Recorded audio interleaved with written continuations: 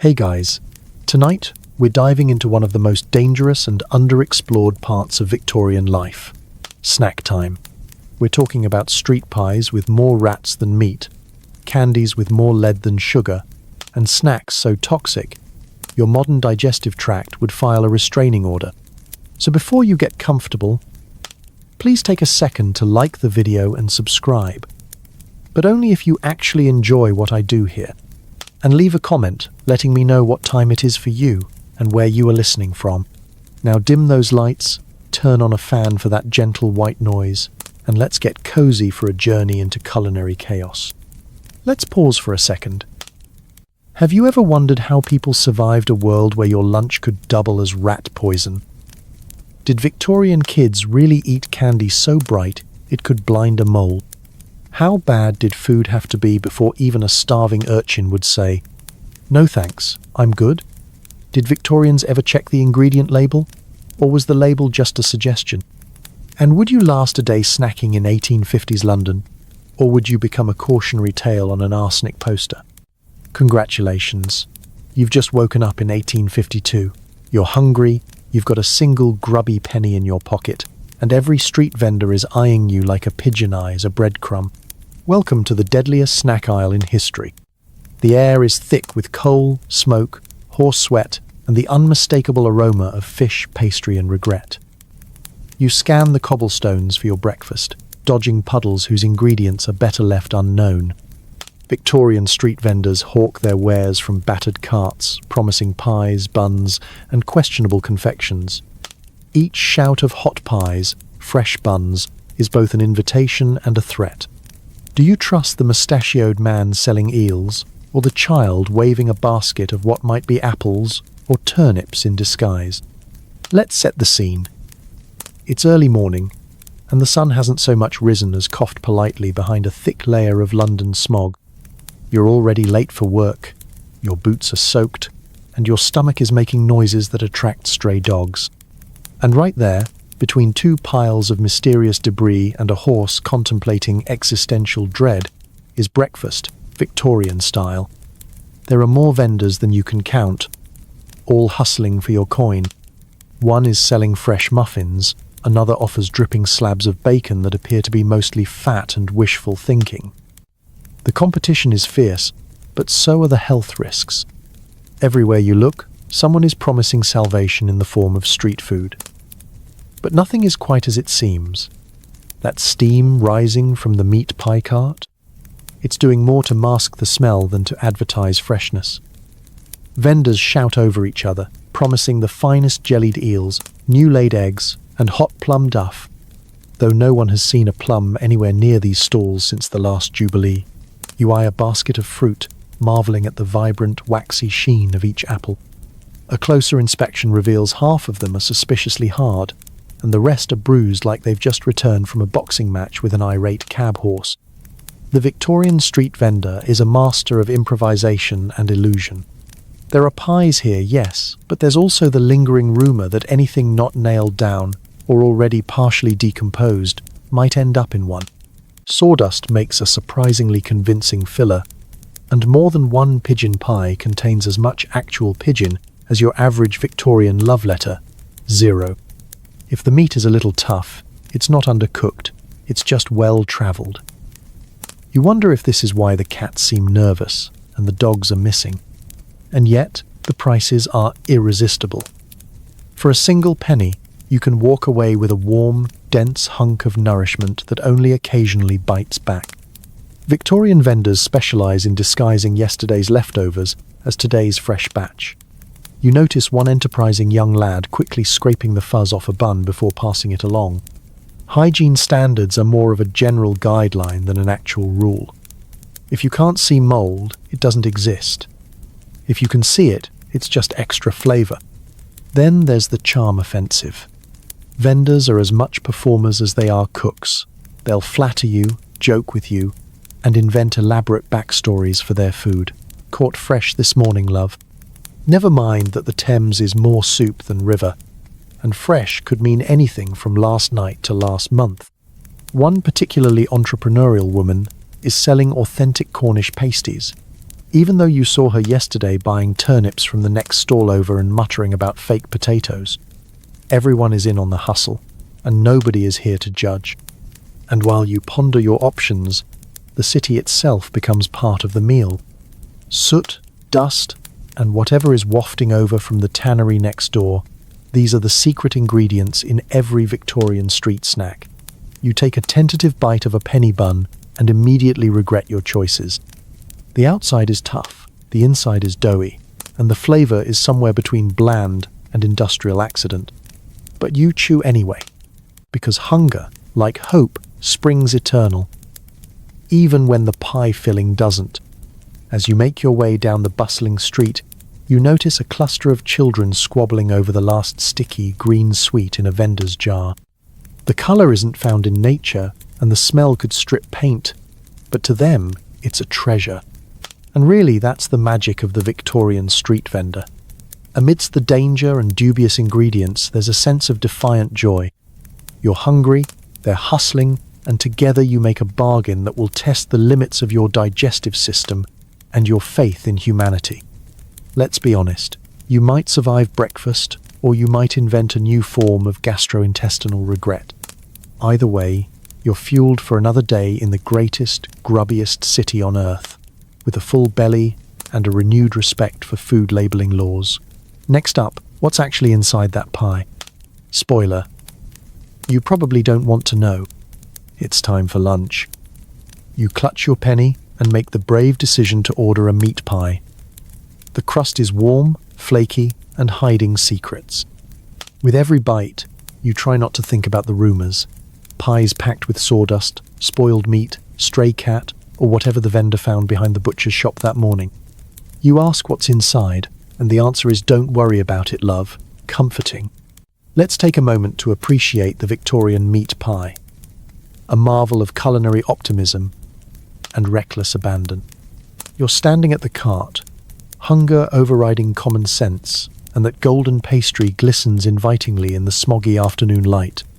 The vendor flashes a gap-toothed grin and assures you it's prime beef, with the kind of confidence usually reserved for snake oil salesmen and politicians. But you've heard the stories. Last week, someone swore they found a beak. The week before, it was a button. Is it urban legend or just lunch? As you break open the pie, a wave of steam escapes, along with an aroma that can only be described as meat adjacent. It's hot, at least, and the crust isn't bad if you like your pastry with the texture of a roofing tile. Inside, the filling is a mysterious brownish grey, generously sauced and cut into shapes that would puzzle a professional butcher. There's something chewy, something gristly, and, if you're lucky, something resembling actual muscle tissue. If you're unlucky, it's whatever fell off the cart on the way over. Victorian pies are a masterclass in creative economics. Meat was expensive, so vendors learned to stretch the definition of filling. A little beef, a lot of offal, a handful of breadcrumbs, and a generous dose of sawdust for texture. The taste? Let's call it complex. If you close your eyes and focus, you might detect a whisper of actual cow.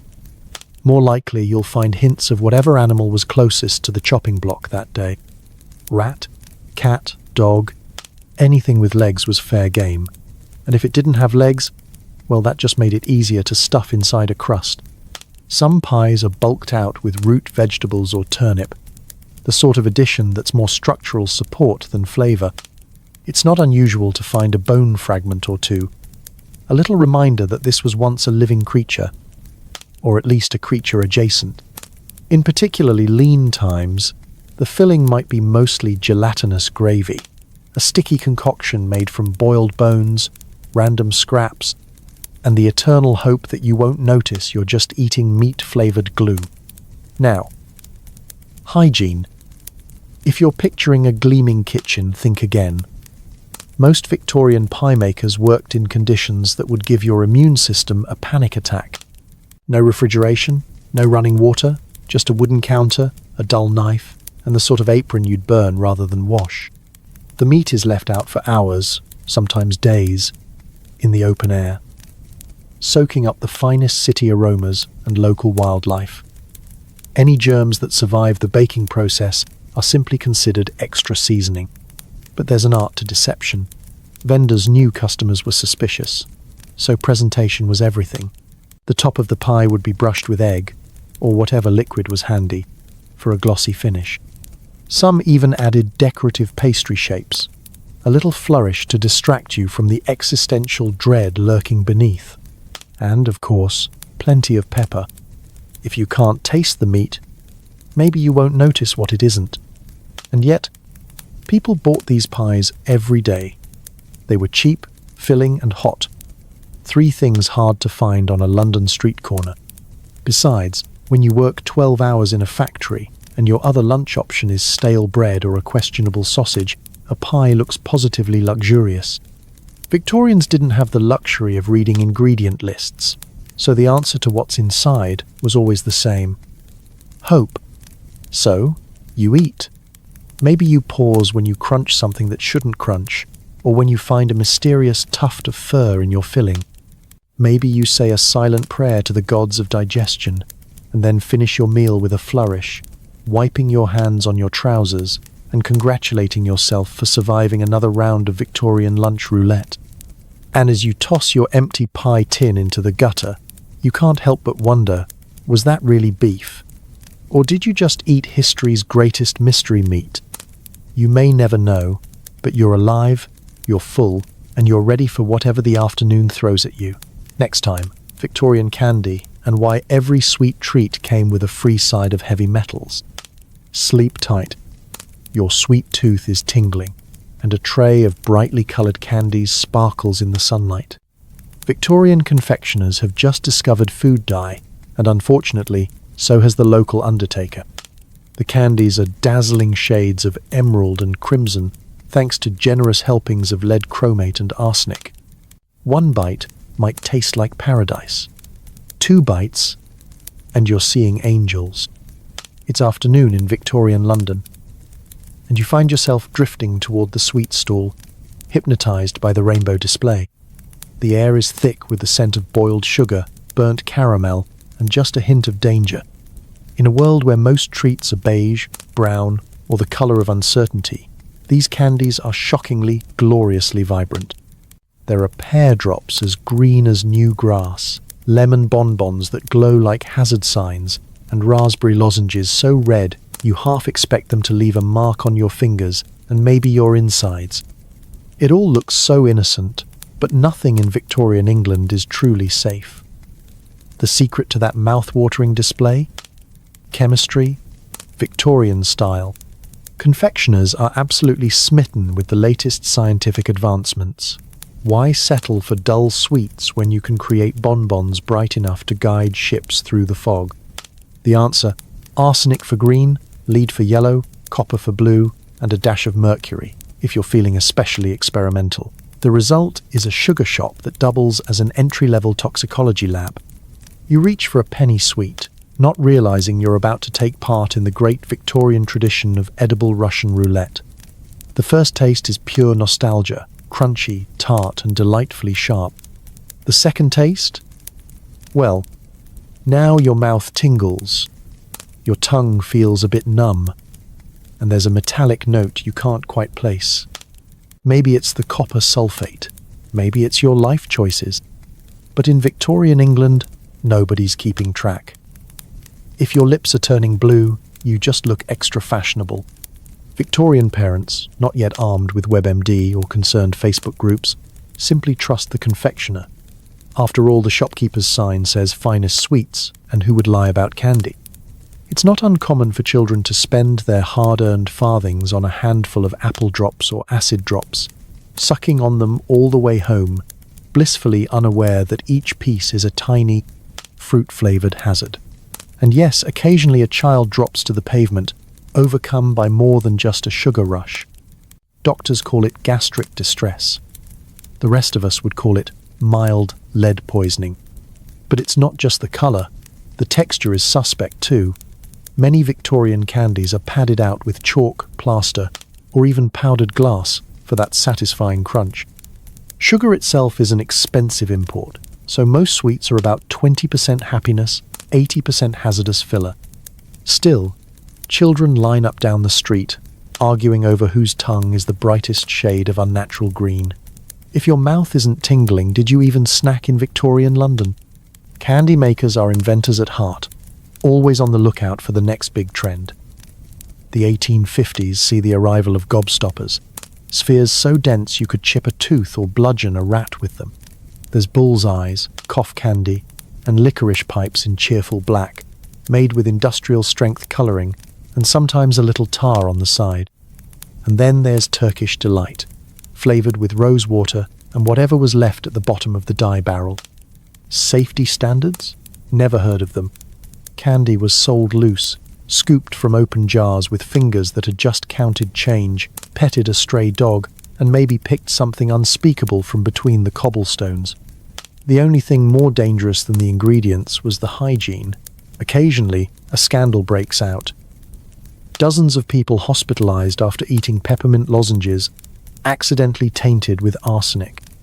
The story makes the papers, but the solution isn't to ban arsenic, it's to hide it better. You'd think all this would scare off the customers, but it doesn't. The allure of bright, sweet, forbidden treats is too much. Children still sneak coins from their parents. Adults indulge their inner child, and the candy trade flourishes. Because for all the risk, there's joy in every wrapperless, possibly lethal bite. You finish your last acid drop, tongue tingling, teeth slightly gritty, and eyes just a little wider than before. Was it worth it? Absolutely. You survived Victorian Candy Hour, and that's a win by any standard. Next up, day-old bread and the heartbreak of pastries that could outlast most small mammals. Sweet dreams. Sometimes you just want something simple. Bread, surely, is safe. In Victorian cities, even a basic loaf is a gamble. The baker pads out the dough with chalk, plaster, or whatever is handy. If it's stale, you dunk it in weak tea. If it's still crunchy, you try not to chip a tooth, or question why it smells like yesterday's wallpaper paste. Let's set the scene. You wander down a busy London street, lured by the yeasty perfume of baking bread. Or is that just someone's chimney smoking out yesterday's trash? Your stomach rumbles.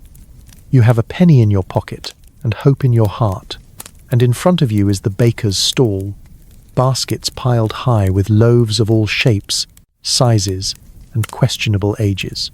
Fresh bread, the baker hollers, as he deftly swaps the older loaves to the front and the new ones to the back, just out of sight. In theory, today's bread is fresh and fluffy. In practice, it's more like a firm handshake from a mason. You pick a loaf that looks decent, golden brown, with a hard crust and that signature thud when tapped. The problem starts as soon as you try to break off a piece. If you don't have the forearms of a coal miner or a handy chisel, you're out of luck.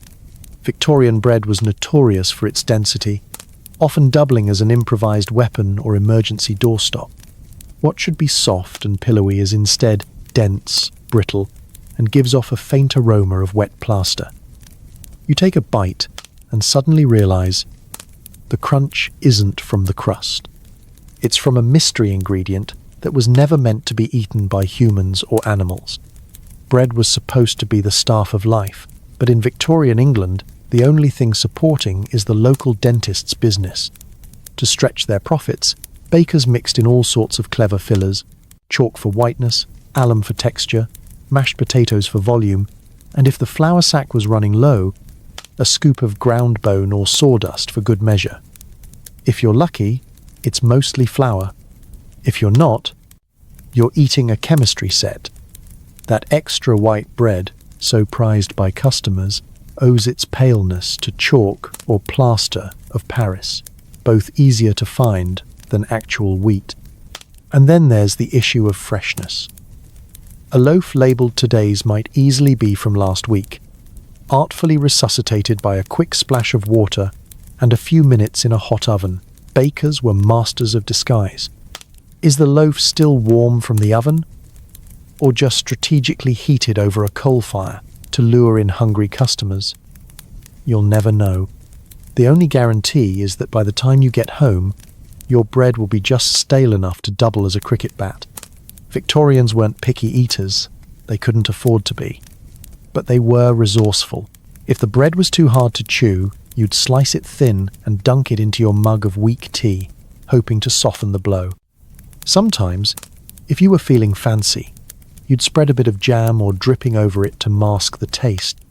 And if all else failed, you'd feed it to the pigeons, or, if you lived near the docks, use it as ammunition against rival street urchins. Of course, eating Victorian bread wasn't just a test of dental fortitude, it was a gamble with your health. The chalk and alum could cause nasty stomachaches, and repeated exposure to plaster or sawdust did nobody any favours. It was not uncommon for doctors to see patients suffering from what was charmingly called bread belly, which is just as delightful as it sounds. If you didn't get sick from the fillers, you might still fall victim to mould or fungus, since proper storage was more of a hope than a reality. You'd cut into your loaf and find a cheerful swirl of green or blue. Did you scrape it off and keep eating? Of course. In Victorian London, wasting bread was a crime against thriftiness. In the rare case you found genuinely fresh bread, it was a cause for celebration. People shared tips on which baker had the softest crumb or the least amount of extra minerals. Sometimes, neighbours banded together to pool their pennies for a decent loaf, dividing it like a precious jewel. And on special occasions, if you managed to get your hands on a sweet bun or a hunk of real white bread, it felt like eating clouds that didn't taste like wall plaster. So, you gnaw on your bread, jaw aching, sipping weak tea and reminding yourself, at least you're not eating a rat pie. There's a certain comfort in routine, even if the routine is a daily culinary dare. In Victorian times, survival was about making do, and, if you were lucky, keeping your teeth. Next up, the thrilling adventures of Victorian dairy. Spoiler alert, there's more chalk in the milk than in your bread. Milk arrives at your door in a glass bottle, or a tin can, if you're unlucky. In the absence of refrigeration, milk sours faster than your optimism. Enterprising milkmen refresh their product with chalk, water, and sometimes a dash of formaldehyde. You drink your morning glass and wonder why it fizzes. Let's step into the utterly unpredictable world of Victorian dairy. It's breakfast time. You stumble to your door in a city fog thick enough to butter your toast. And there he is, the milkman, whistling cheerfully as he delivers the day's ration of hope, disappointment, and potentially a minor gastrointestinal adventure. The bottle looks harmless enough, opaque, cool to the touch, promising nourishment for the day ahead. But you know better. Milk, in this era, is less of a health food and more of a wild card. Without the magic of refrigeration, milk is a race against time and the forces of nature. Fresh from the cow, it might last a few hours on a chilly morning, or approximately 3 minutes in the sweltering summer heat of a London slum. It's no wonder that by the time your breakfast cereal, or, let's be honest, your chunk of brick-like bread, meets its milky fate, the contents of your bottle have begun an unauthorized fermentation experiment. Sourness isn't a flavor, it's a lifestyle. But never fear, the Victorian milkman is nothing if not enterprising. In a bid to keep business booming, many perfected the art of stretching their milk. No need for fancy food science when you have a barrel of tap water, a scoop of chalk dust, and a flexible relationship with customer loyalty. That creamy layer on top, sometimes chalk, sometimes mashed flour, occasionally a bit of mashed brain if you're truly unlucky. It thickens the milk and helps mask the taste of aged dairy. No extra charge for the mystery. And then, of course, there's the special occasion milk, when your milkman decides to try the latest trends in food preservation. Enter formaldehyde, the chemical best known for keeping frogs fresh in school science labs and, for a brief, disastrous chapter in food history, for keeping milk white and just the right side of not quite alive. A little dash could delay souring for a day or two, at the small cost of your internal organs waving a white flag of surrender. Did it work? Well, let's just say no one ever asked for seconds. If you're really craving excitement, you might find yourself on the receiving end of condensed milk in a tin can. advertised as both nutritious and indestructible. Victorian tins, however, had a tendency to leak, rust, or explode, infusing the milk with a rich metallic tang and the gentle fizz of low-level botulism. If the lid bulges, that's not extra cream, it's a sign to call your local undertaker. The consequences of these dairy experiments are as varied as they are dire. Children suffer mysterious stomach cramps. Grown men develop a lifelong distrust of anything white and opaque. Doctors chalk up the epidemic of summer complaint, Victorian code for food poisoning, to the mysterious workings of bad air, never suspecting the true culprit is sitting right there on the breakfast table, bubbling quietly in a porcelain jug. Still, milk is considered essential, and most people soldier on, dunking bread, diluting tea, and pouring it over their porridge with a grim sense of duty. Some develop an iron-clad constitution. Others simply lower their expectations until sourness tastes almost comforting. In the wealthier homes, milk is boiled, strained, and scrutinized, while the poor simply hope the ratio of water to chalk won't send them running for the privy. And let's not forget the cheese and butter. Two more dairy products with their own delightful hazards. Butter, if not fresh, takes on a certain aroma and a curious blue hue, perfect for scaring away both guests and the more cautious rodents. Cheese, meanwhile, develops its own personality, sometimes quite literally as maggots take up residence during the aging process. Victorians, ever pragmatic, simply carve around the moving bits and keep eating. Waste not, want not. So you pour yourself a bracing glass of milk, raise it to the morning sun, or, more accurately, the morning gloom, and take a cautious sip. If it tastes faintly of school glue, you've got the real thing. If it's fizzy, congratulations, you've discovered Victorian yogurt. Either way, you're ready to face the day, armed with nothing but optimism and a digestive tract forged in adversity. And as you set down your empty glass, just remember, in the world of Victorian junk food, sometimes survival is its own reward. Next, let's try something that can't possibly be any worse. A nice, hot, questionable fish pie. A cart rolls by, offering hot eel pies and pickled whelks. The aroma is both inviting and alarming. Freshness is a luxury, not a guarantee. You take a bite and play Victorian roulette. Will you walk away with a full stomach, or spend the afternoon inventing indoor plumbing from necessity?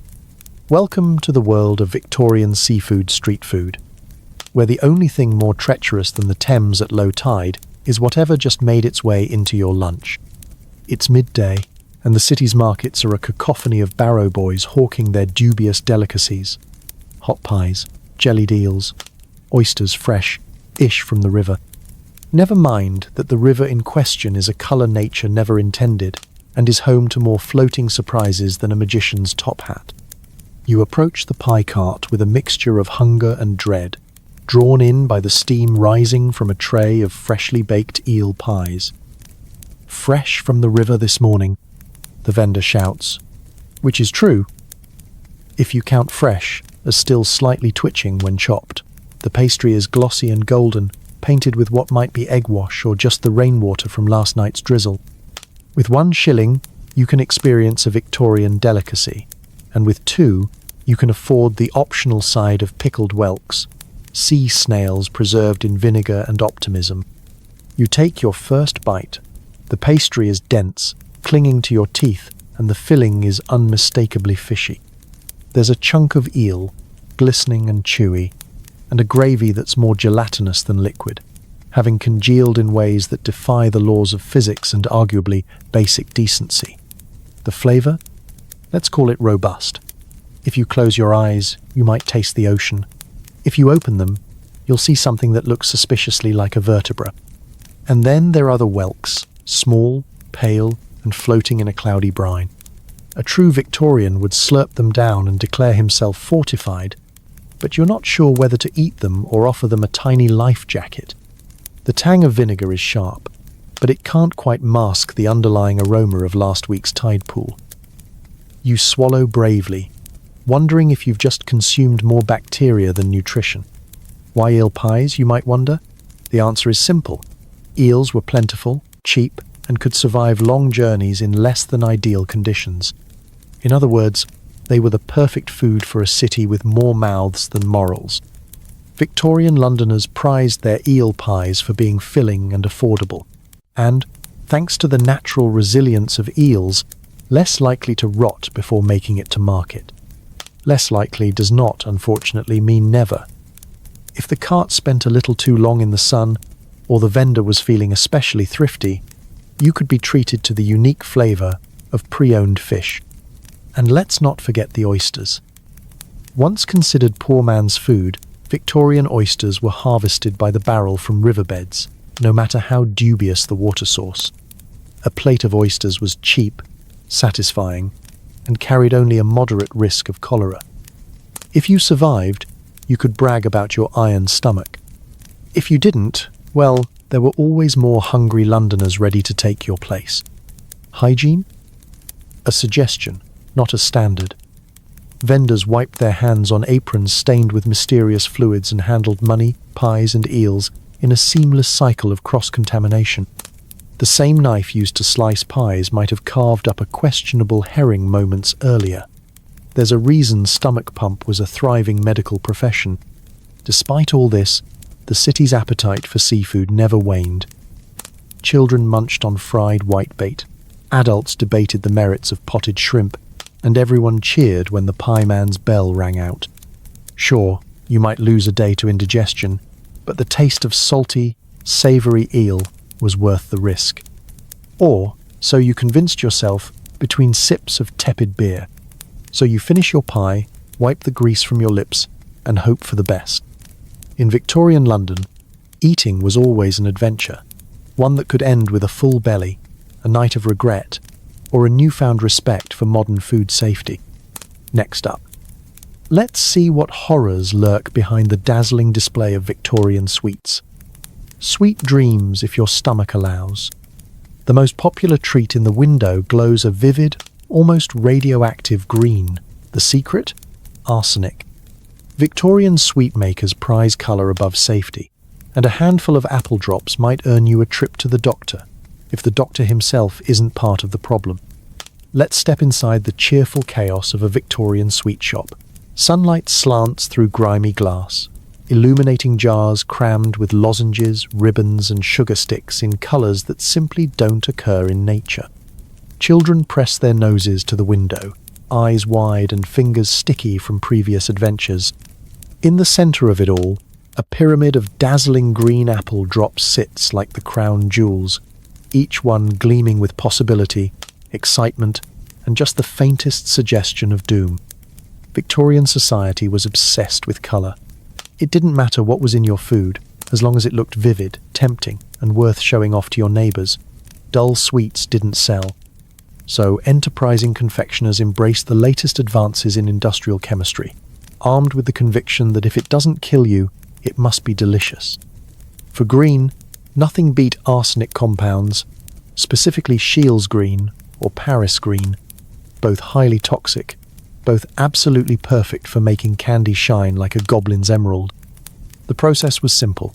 Add a little arsenic-based pigment to your sugar, heat it up, shape it into balls, and there you go, a treat as bright as envy itself. No one asked questions. The more unnatural the colour, the more children begged their parents for a penny to buy them. The results were both immediate and long-lasting. One bite gave a delicious, tart crunch. 2 or 3, and you started to feel a bitod. Tingling lips, stomach cramps, and, if you were especially unlucky, a trip to the chemist for some Victorian-era medicine, likely a glass of brandy and a prayer. Parents, of course, were not much help. Food safety was a foreign concept. If little Tommy developed a rash, or little Elsie fainted on the way home from the sweet shop, it was probably blamed on nerves or the weather.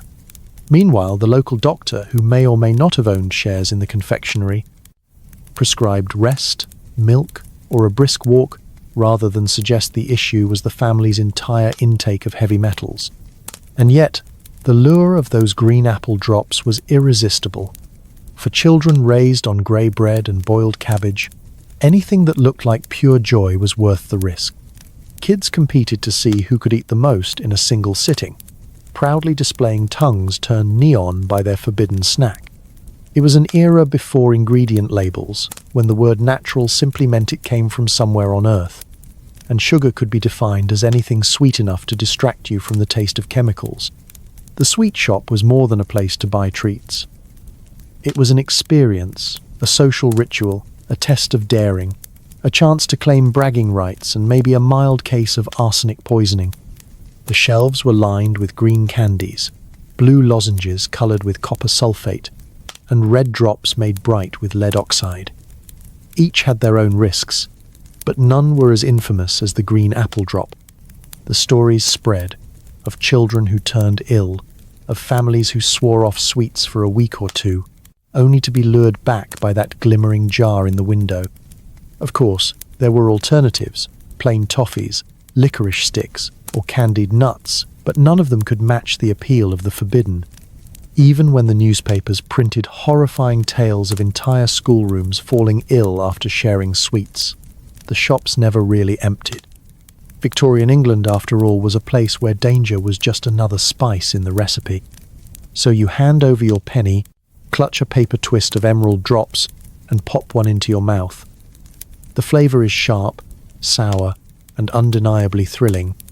Is that a tingle on your tongue? Maybe. But hey, in Victorian times, a little risk is just part of growing up. Next time you crave a treat, you might want to check if it glows in the dark. If it does, congratulations, you're living the dream Victorian style. You decide to bake your own bread, imagining it's safer. The flour is white, suspiciously white. That's because it's been improved with bone dust, ground chalk, and sometimes brick powder. The only thing with less nutrition is the sack it came in. Let's set the scene. It's a chilly Victorian morning, and you're determined to seize control of your culinary destiny. The street vendors and their pies of mystery are behind you, the memory of day-old bread still lodged in your molars.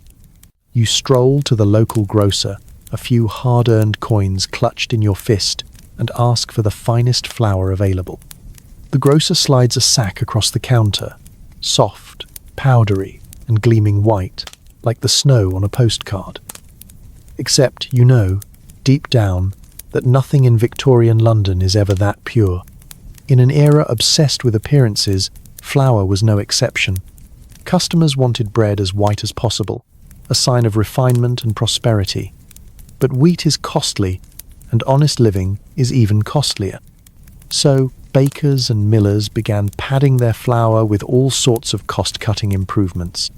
Some are almost poetic, bone dust from the local knackers, for that extra wholesome crunch, finely ground chalk to lighten and brighten, and, for the truly budget-minded, brick dust from the nearest demolition site. It's red, it's gritty, and it's definitely not part of the food pyramid. At home, you pour the flour into a bowl and watch a pale puff rise into the air, settling like Victorian fog. The bread recipe is simple. Just water, yeast, salt, and, apparently, whatever was left in the undertaker's sweepings. You mix the dough, kneading it with a growing sense of dread, wondering whether that crunch under your palm is an errant wheat kernel or a piece of someone's former garden wall. You set your loaf to rise, but the yeast seems confused, confronted with a starchy graveyard of non-food additives.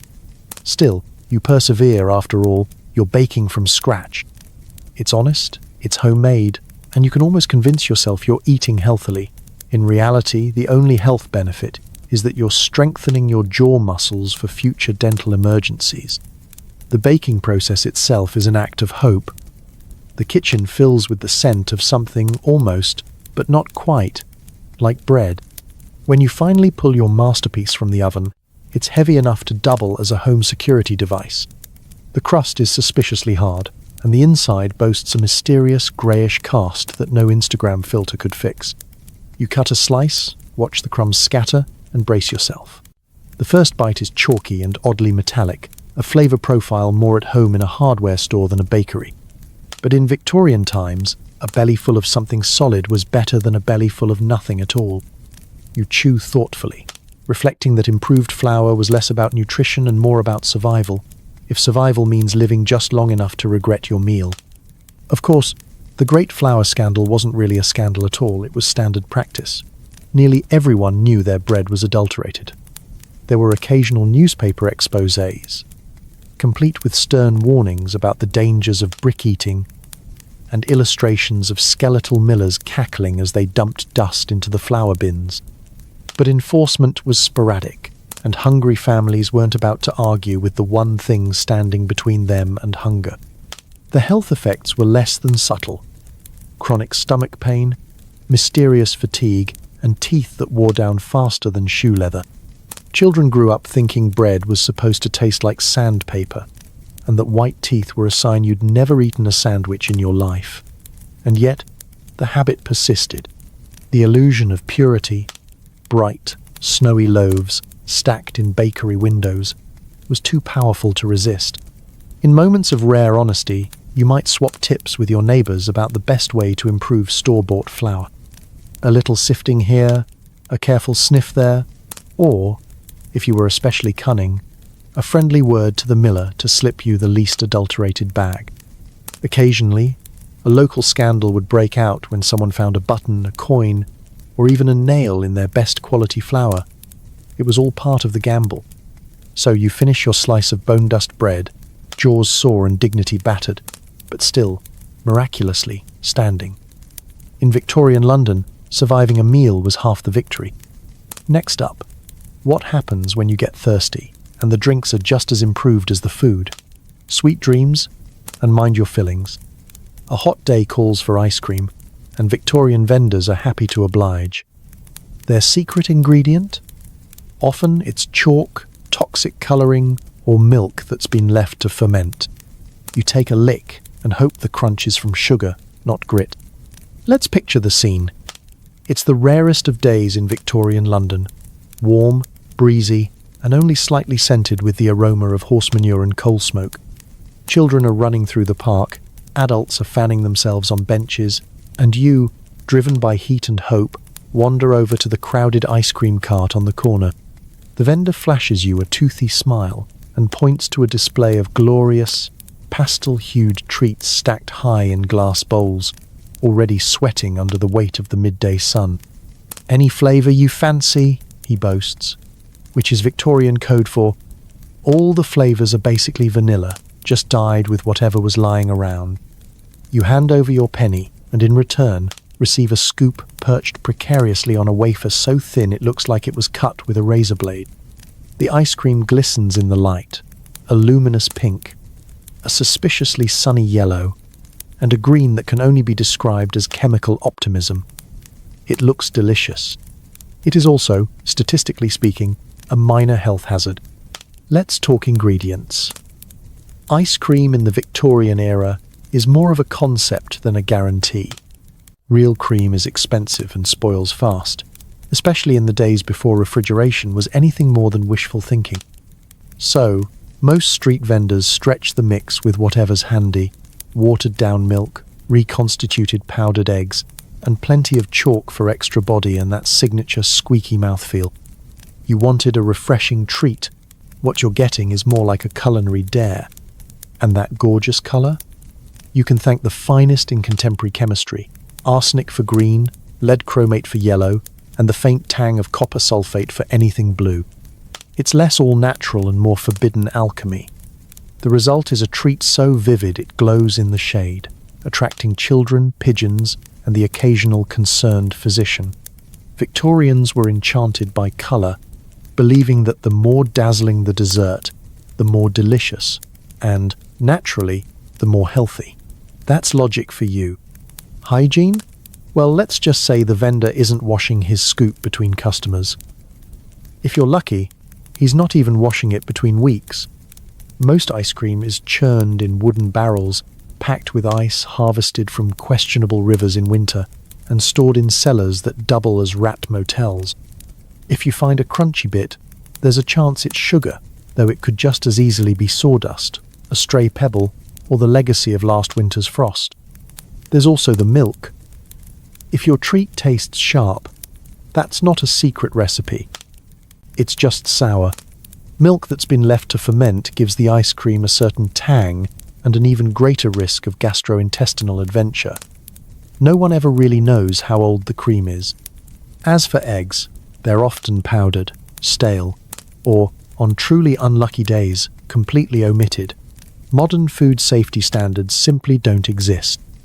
If you survive the first bite, congratulations, you've already beaten the odds. Still, on a hot day, none of that matters.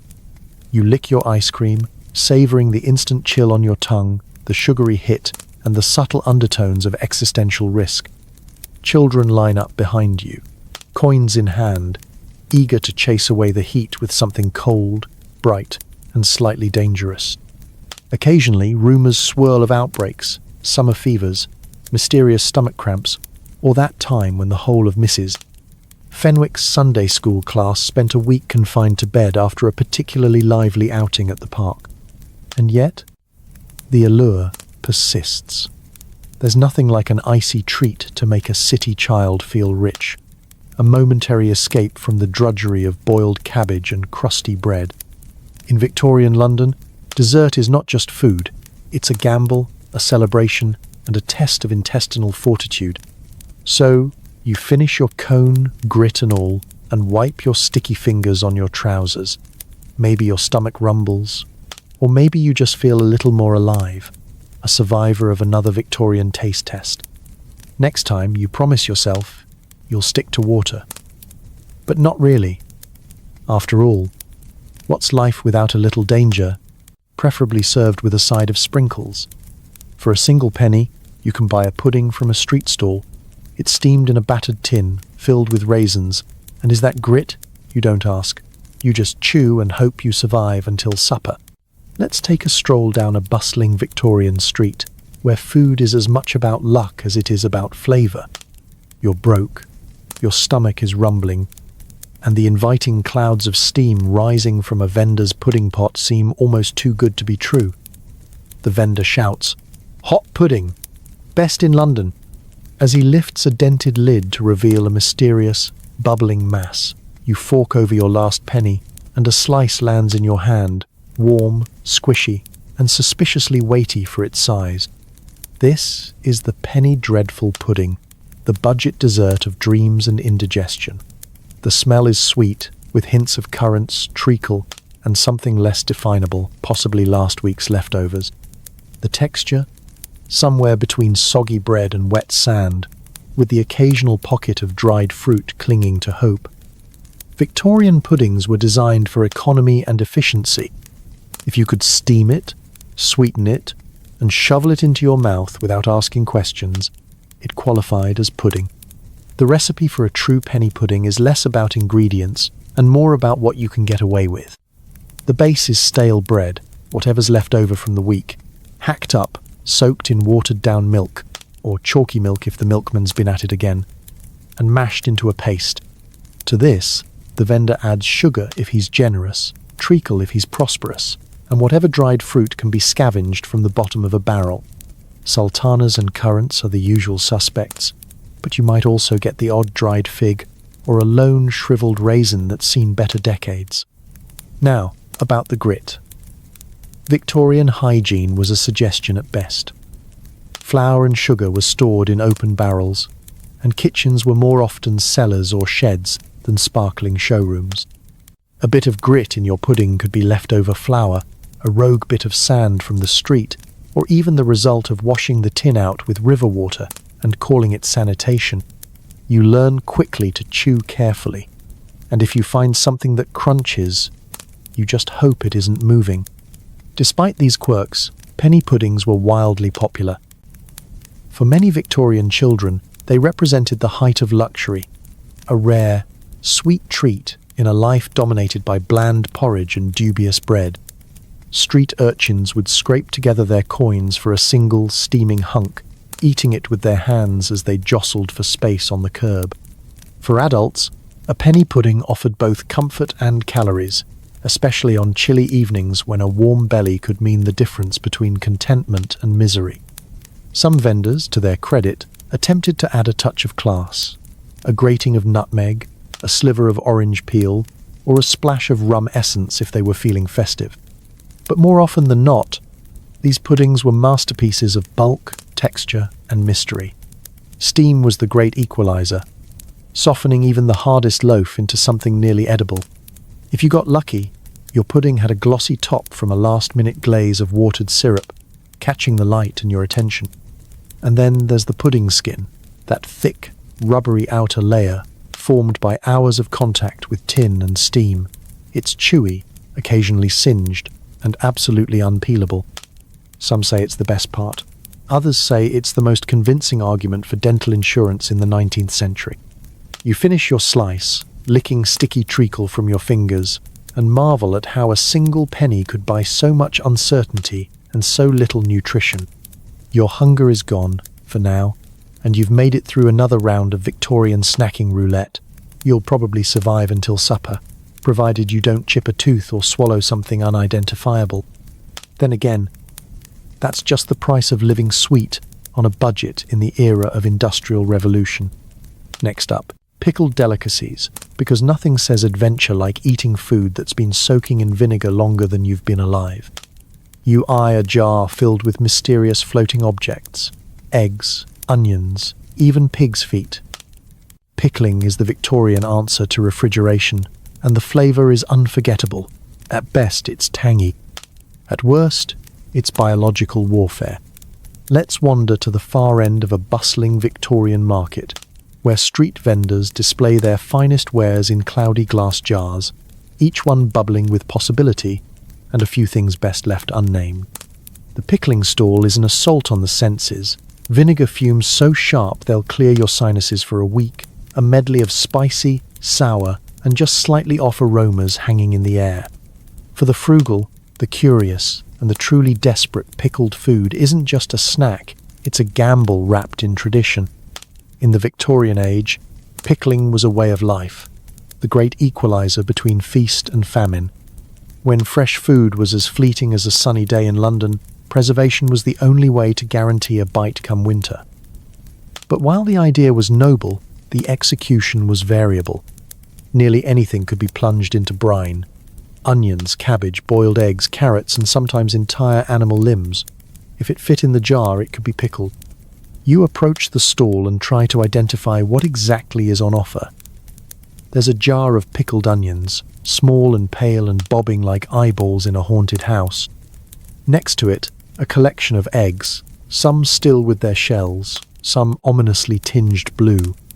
A great glass urn contains what the vendor swears are authentic pickled pig's trotters, their hooves pointing skyward as if in eternal surprise. And at the end of the row, a pile of gherkins so wrinkled they look like they've seen things. And maybe they have. The pickling liquid itself is no less mysterious.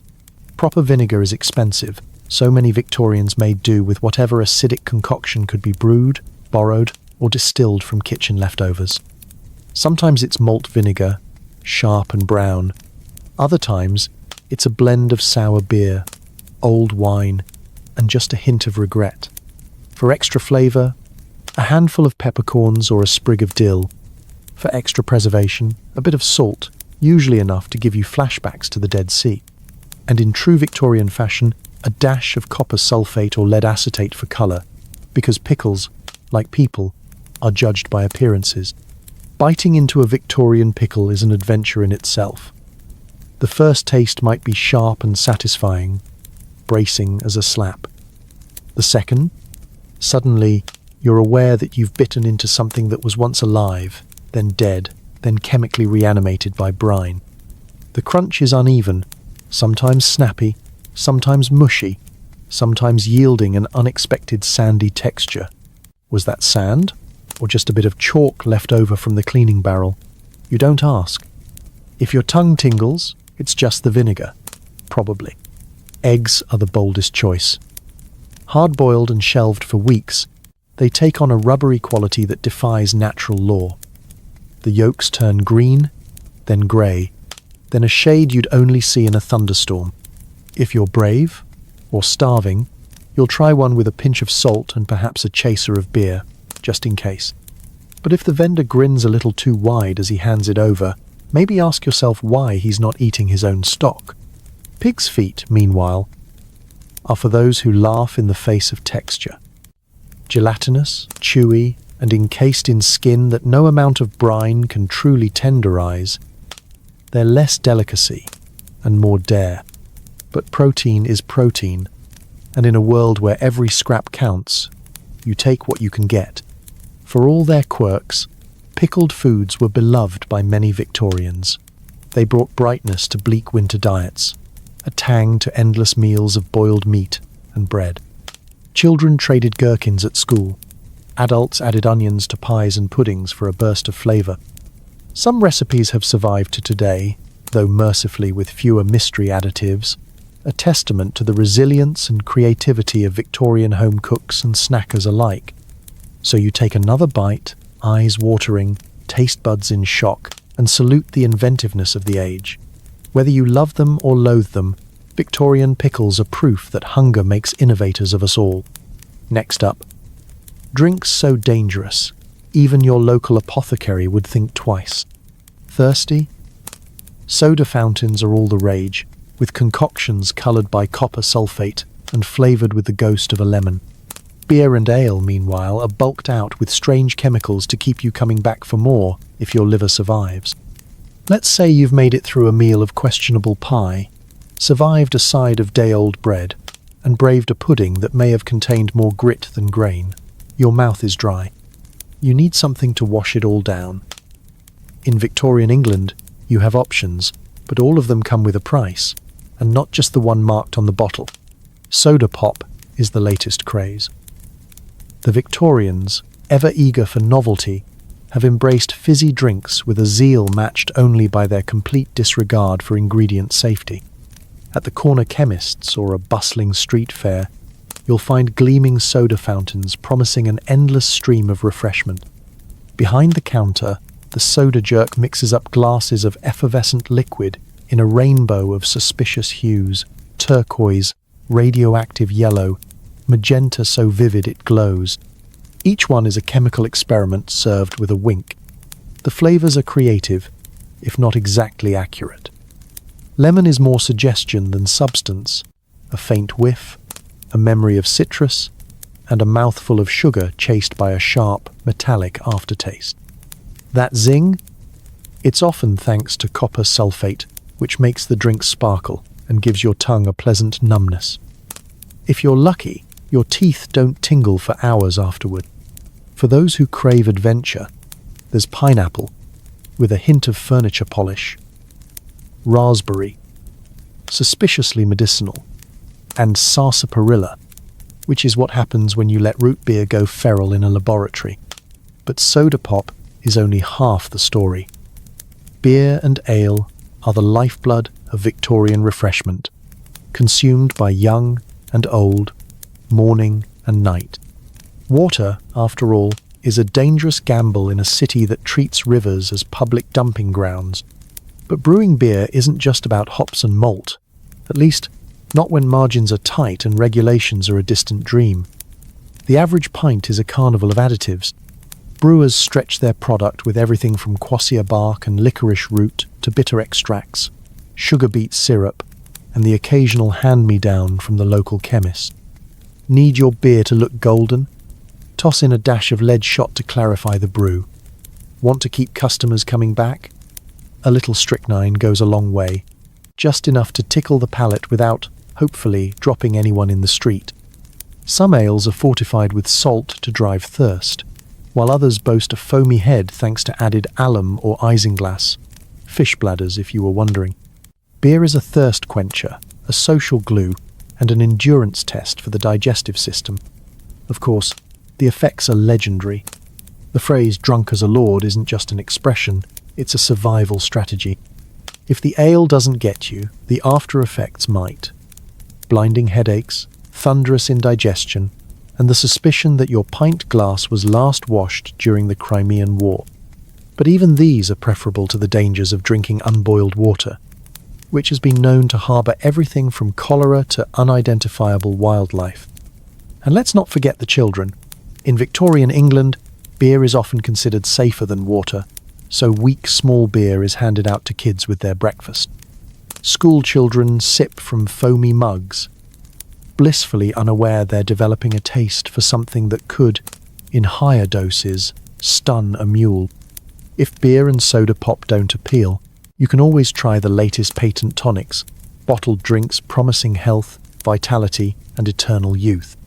Most are laced with opium, cocaine, or a proprietary blend of 18th century herbal regret.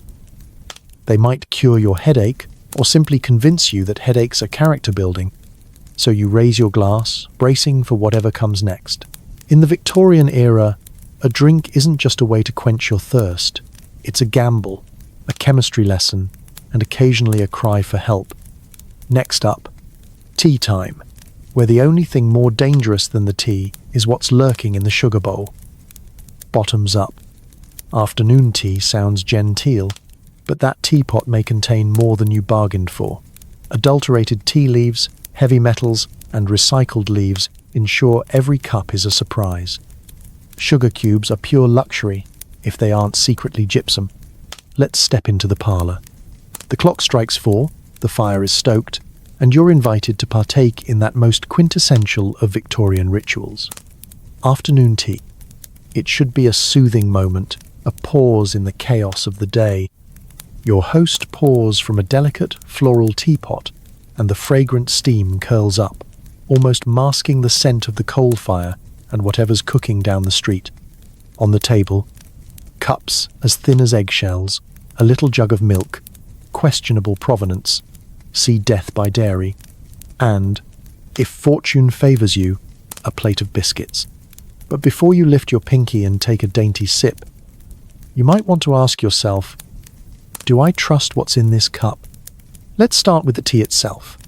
Victorians loved their tea, so much that it became a national obsession and, for many, a non-negotiable staple of daily life. But demand always outstripped supply.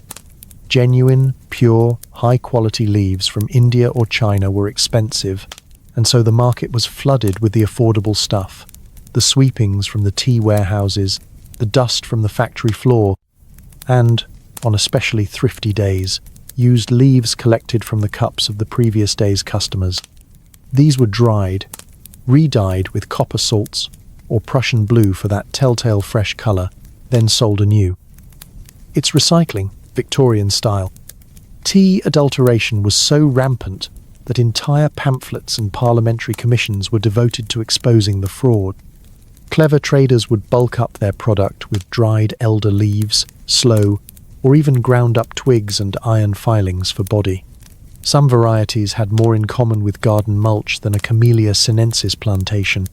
And if you noticed a slightly metallic tang, congratulations, you've identified the presence of lead, copper, or mercury, all of which were used to deepen the colour and prolong shelf life. No wonder Victorians drank their tea strong. If you're going to ingest heavy metals, you might as well do it with conviction. If the tea itself didn't get you, the sugar might. Refined sugar cubes were a true luxury in most homes, a status symbol to display in your fancy bowl, and to be doled out with the sort of ceremony normally reserved for rare jewels. Unfortunately, with luxury came imitation. Some enterprising grocers, eager to stretch their profits, produced cubes from compressed gypsum or plaster of Paris, occasionally with a sprinkle of actual sugar for flavour. If your cube dissolves with a chalky sigh rather than a sweet sparkle, consider yourself part of the ongoing experiment. Milk, as discussed, was another game of chance. Fresh milk soured by midday, and was often refreshed with a little chalk, water, or something even more alarming. Pour it in your cup and watch for curdling. If it fizzes, you're not having a magical tea party. You're witnessing the early stages of Victorian home chemistry. Even the teapot was in on the game. Glazes often contained lead, so each brew offered a hint of poison leaching into your drink. But it was all in good fun, right? What's a little cumulative toxicity among friends? Despite these hazards, tea time was sacred. It was a chance to gather, gossip, and escape for a moment from the industrial grind. Children learned early to appreciate the ritual, if not the flavour. Adults debated the merits of different brands, often just different levels of adulteration, while the truly discerning added a splash of rum or gin to mask the taste and perhaps build immunity to whatever lurked within. You sip your tea, trying to focus on the warmth, the comfort, and the illusion of gentility. Maybe there's a crunch at the bottom of the cup, a stray twig, or a bit of brick dust from the premium blend. Maybe the sugar leaves a mineral aftertaste, or the milk floats like a science experiment gone awry. You finish your cup with a sigh, grateful for the ritual if not the ingredients. Next up, sausages, because if there's one thing more mysterious than Victorian tea, it's what ends up in a sausage roll. Sweet dreams, and may your cup always be half full, and only a little bit lethal. Hungry for a sausage roll? Victorian butchers fill their links with anything at hand. Offal, old breadcrumbs, and sometimes spoiled meat from last week's market. Sausage casings? Don't ask. Don't look. Let's step up to the local butcher's counter, where sausages dangle in proud rows, plump, glistening, and a little too eager to leave their mark on your napkin and your digestive system. You're hungry, desperate for something hearty, and the aroma of sizzling fat is just enough to make you forget all those whispered rumours about what goes into a Victorian sausage. Just for a moment. But before you take a bite, let's explore the magic of sausage making, 19th century style. The goal is simple. Waste nothing. In an era before industrial meatpacking, every part of the animal was up for grabs. The prime cuts went to the wealthy. The bits and bobs, the offcuts, and the less identifiable regions were destined for the sausage grinder. It's the ultimate in nose-to-tail eating, except sometimes you're not quite sure what species the tail came from. The main ingredient? Offal, a charming catch-all term for anything that didn't make the dinner table. Liver, lungs, kidneys, connective tissue, and anything else the butcher couldn't sell outright. These bits were minced, mixed with breadcrumbs, stale naturally, and bulked out with whatever scraps happened to be lying around. Old bacon rinds, stringy beef, and the occasional surprise bone fragment made the cut.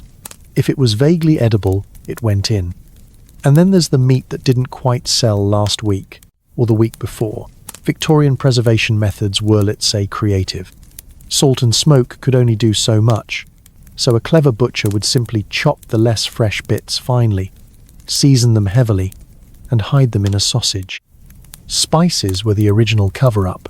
A good dash of pepper, a sprinkle of sage, and you'd barely notice the tang of something that had aged a little too enthusiastically.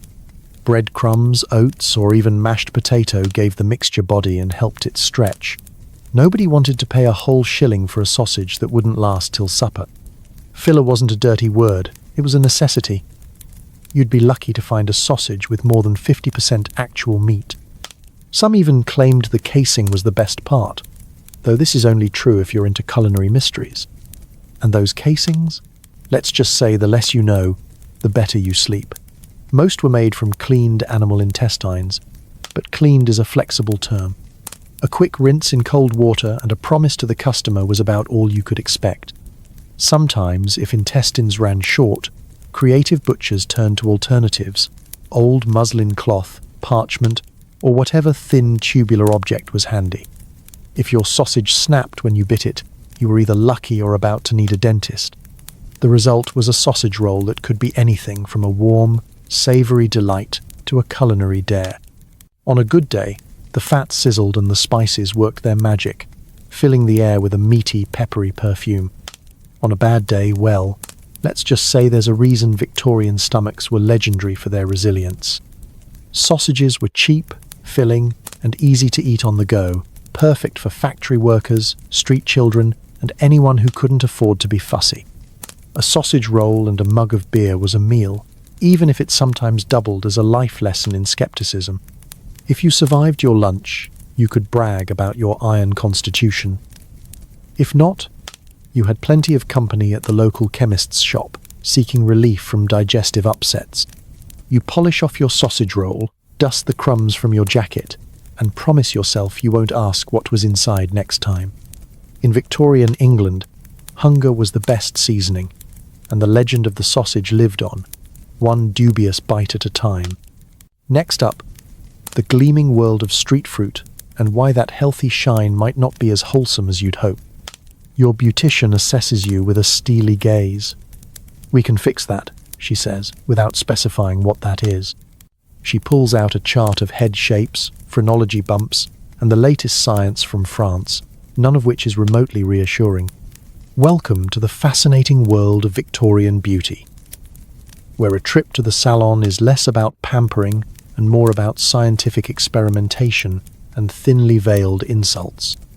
You sit, nervously smoothing your skirts, as your beautician, part artist, part amateur anatomist, and full-time busybody prepares to give you a makeover based on the most cutting-edge theories of the day. And by cutting edge, we mean wildly speculative and about as accurate as predicting the weather by staring at a potato. She begins with the obligatory head pat-down. Not for lice, thankfully, though that's always a risk, but for phrenology, the pseudo-scientific belief that the lumps and bumps on your skull reveal your character, intelligence, and perhaps whether you'll look better with ringlets or a severe chignon. Your beautician's fingers dance across your scalp, stopping occasionally to scribble a mysterious note, possibly anxious, melancholic, or prone to spontaneous combustion. You're half tempted to ask if she's finding treasure. Out comes the chart, a masterpiece of Victorian nonsense, heads of all shapes, each linked to a personality trait and a matching hairstyle. If you have a noble brow, she recommends the Grecian updo. If your cranium is narrow, she might suggest extra volume with a little help from some horsehair padding or a homebrew tonic made of egg whites and, on particularly experimental days, a splash of brandy. She peers at your profile, frowns, and measures the width of your jaw with a pair of brass calipers like a tailor at a particularly confusing fitting. Now, the science really gets going. She consults the latest French beauty journals, which promise miracles through scalp massage, galvanic currents, and magnetic hairbrushes. One article claims you can stimulate hair growth by vigorously brushing your hair, 100 strokes every evening while facing true north. Another recommends hair food, a thick, aromatic concoction with the consistency of axle grease and a scent reminiscent of yesterday's roast beef. She rubs it between her hands and explains, in soothing tones, that it's guaranteed to activate the follicles, though your scalp will spend the rest of the day looking as if you styled it with suet pudding. Politeness, of course, is key. At no point does your beautician ever say outright that your hair is dull, your skin is sallow, or your ears are the wrong shape. Instead, she frames it as an opportunity for improvement, for rejuvenation, or simply for following the Parisian trends that are sweeping the more fashionable parts of the empire. If you don't look like a statue from the Louvre, don't worry, there's a lotion, powder, or special hat for that. The whole experience is oddly soothing and deeply unsettling. You nod along as she recommends products that sound suspiciously like cleaning supplies. Arsenic face cream for pale skin, belladonna drops for wide eyes, and lemon juice tonics for a radiant complexion and a stinging scalp. Each solution is offered with such gentle conviction that you almost forget you're paying someone to diagnose you with minor defects of the brow ridge. By the end of your consultation, your sense of self has been gently battered, plumped, and rearranged. You're sent home with a bag full of lotions, a head full of doubts, and a promise that, with regular treatments, you too can approach the impossible standards of Victorian beauty, or at least be more interesting to passing physiognomists. And as you walk out into the foggy London street, you realize that in the Victorian era, self-improvement is less about results and more about the ritual. A soothing cup of tea, a polite diagnosis, and the reassuring sense that there's always a new scientific fad ready to fix whatever you never knew was broken. Up next, street fruit and the mysterious art of making apples shine like polished brass. Potatoes are cheap and filling when they aren't half green with solanine or cooked in rancid fat. You bite into one and wonder if your tongue will go numb. Sometimes it does. It's a rainy Victorian evening, and you, exhausted and hungry, have wandered past the oyster stalls, dodged the eels, and decided to play it safe with the humble potato. After all, what could go wrong with a food so basic? It has kept millions alive through famine, revolution, and endless Mondays. Turns out, in Victorian England, even potatoes are a culinary minefield. You spot a vendor huddled under a soot-blackened umbrella, his cart piled high with steaming spuds. "Hot taters! Fresh from the oven!" he shouts, turning each one expertly in the embers. The reality is those fresh potatoes have probably been living in the bottom of a cellar for weeks, sharing quarters with sprouting onions and something you really hope is just a beetroot. The skin is wrinkled, the flesh is mealy, and the aroma is an intoxicating blend of earth, ash, and possibly yesterday's stew. The first bite is hopeful, soft, salty, and warming. The second, however, is where things get interesting. Your tongue begins to tingle, and you notice the potato is sporting a greenish hue, the telltale sign of solanine, nature's own little warning label. Victorian science hasn't yet caught up with the fact that green potatoes are mildly toxic, so most people just scrape off the worst bits and hope for the best. A numb mouth is an accepted occupational hazard of eating on the cheap. And then there's the fat. If your vendor's feeling generous, he'll toss your potato in a ladle of dripping beef fat if you're lucky, pig fat if you're not, and whatever's left at the bottom of the pan if you're really pushing your luck. But in a world without refrigeration, that fat has probably gone on its own odyssey, from fresh to funky in record time. The result? A potato that's both greasy and oddly tangy, with undertones of "why is this bubbling?" It's comfort food with a hint of Russian roulette. Occasionally, you'll be treated to an extra surprise. An uninvited guest lurking just below the skin, insects, tiny stones, and the ever-present grit of Victorian city life can all find their way inside. You pick them out and carry on, because that's just part of the charm. The alternative is hunger, and hunger is much worse than the faint taste of compost. For the truly daring, there's the potato pudding, a strange hybrid of mashed spud, breadcrumbs, and whatever sweetener or spice happened to be available that week. Some recipes call for currants, others for treacle or even leftover gravy. It's the Victorian equivalent of a fridge clean-out casserole, comforting if you're lucky, a crime against nature if you're not. Potatoes are also the poor man's dessert. Vendors will stuff them with cold cabbage, douse them in vinegar, or, on special days, offer a dab of butter so small you need a magnifying glass to spot it. Kids line up for potato skins, roasted crisp over open flames, then dusted with whatever seasoning could be found, often just more ash from the fire. Even in their simplest form, potatoes are a versatile blank canvas, one that often gets painted with whatever is handy, edible or otherwise. Of course, the potato is still better than the alternative. For many Victorians, it was a lifeline, a source of calories that kept the wolf from the door, even if it occasionally brought a stomachache instead. If you finished your potato without going numb, it was a win. If you didn't, well, you just drank a little more beer and hoped the feeling would return by morning. So as you polish off your slightly green, slightly greasy, faintly mysterious spud, you remember, in the world of Victorian junk food, even the safest bets are a risk. Still, you're fed, you're warm, and you're only slightly tingly.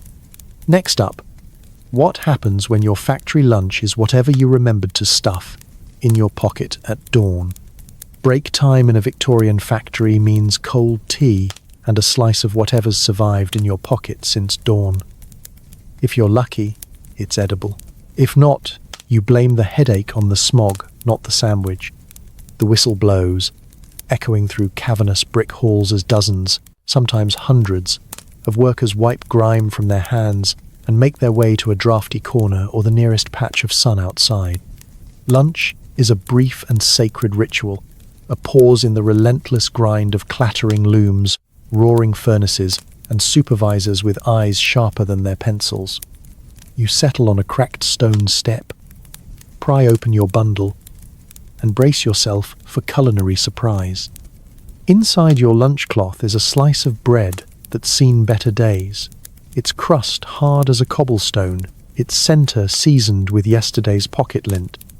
If you're lucky, there's a sliver of cheese, slightly shiny around the edges, or a curl of bacon whose best days are firmly in the past. For many, a midday meal is just bread and cold tea, because tea, even when cold, is considered safer than water. It's a far cry from the steaming midday buffets of modern lunchrooms, but it's fuel for the next 4 hours of labour. Let's talk sandwiches. The Victorian worker's sandwich is an exercise in thrift and necessity. Bread acts as both plate and napkin, soaking up whatever fat or jam you could spare that morning. If you're fortunate, you get a smear of drippings saved from Sunday's roast.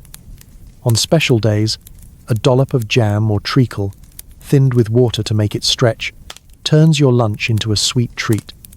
More often than not, though, it's dry, it's tough, and it tastes like a reminder of how far you are from payday. Meat, when it appears, is a sliver at best. A slice of ham thin enough to see the light through, or perhaps a cold sausage of mysterious origin and indeterminate age. The cheese is sharp, partly because it's aged, and partly because it's begun to develop its own personal philosophy. If you're especially unlucky, you find the factory special. Yesterday's potato, gone stiff and grey, but still edible with enough effort and imagination.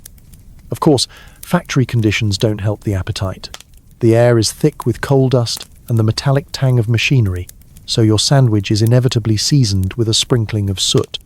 Hands aren't washed, there's no running water, only a communal bucket that's best left uninspected. You eat fast, guarding your food from rats, sparrows, and the ever-watchful eyes of your co-workers. Some days, a friend might trade you half a pickled onion or a chunk of pudding for a sip of your cold tea. Sharing is survival. You swap stories, news, and whatever edible fragments you've managed to gather. There's camaraderie in hardship, laughter in the face of mystery meat, and the unspoken understanding that nobody asks what's actually in the sausage roll. Dessert is a luxury.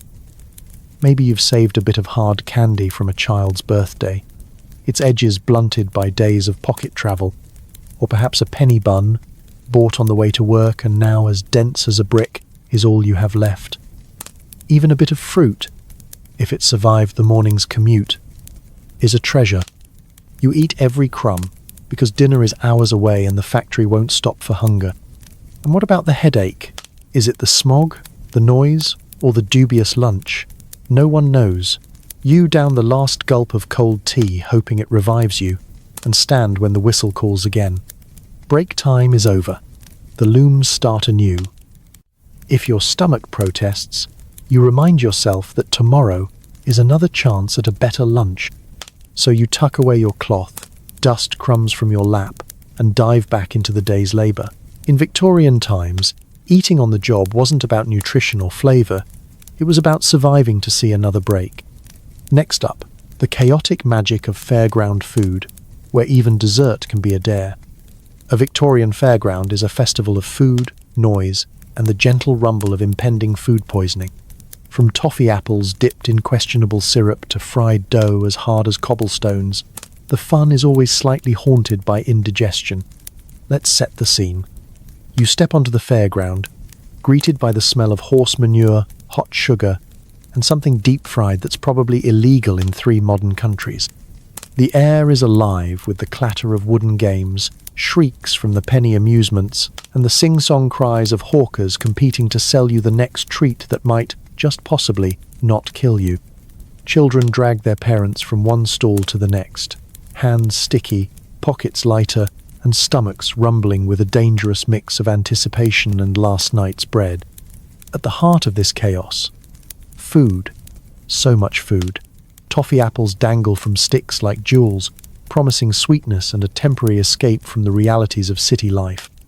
The apples themselves are sometimes a day or two past their best, but the glossy shell of hardened sugar is thick enough to preserve anything short of a fossil. You take a bite, nearly chip a tooth, and discover that the toffee cracks in sharp, almost weaponized shards. Beneath the shell, the apple is cold, mealy, and occasionally sports a bruised patch that tastes of vinegar and regret. Next up, the fried dough.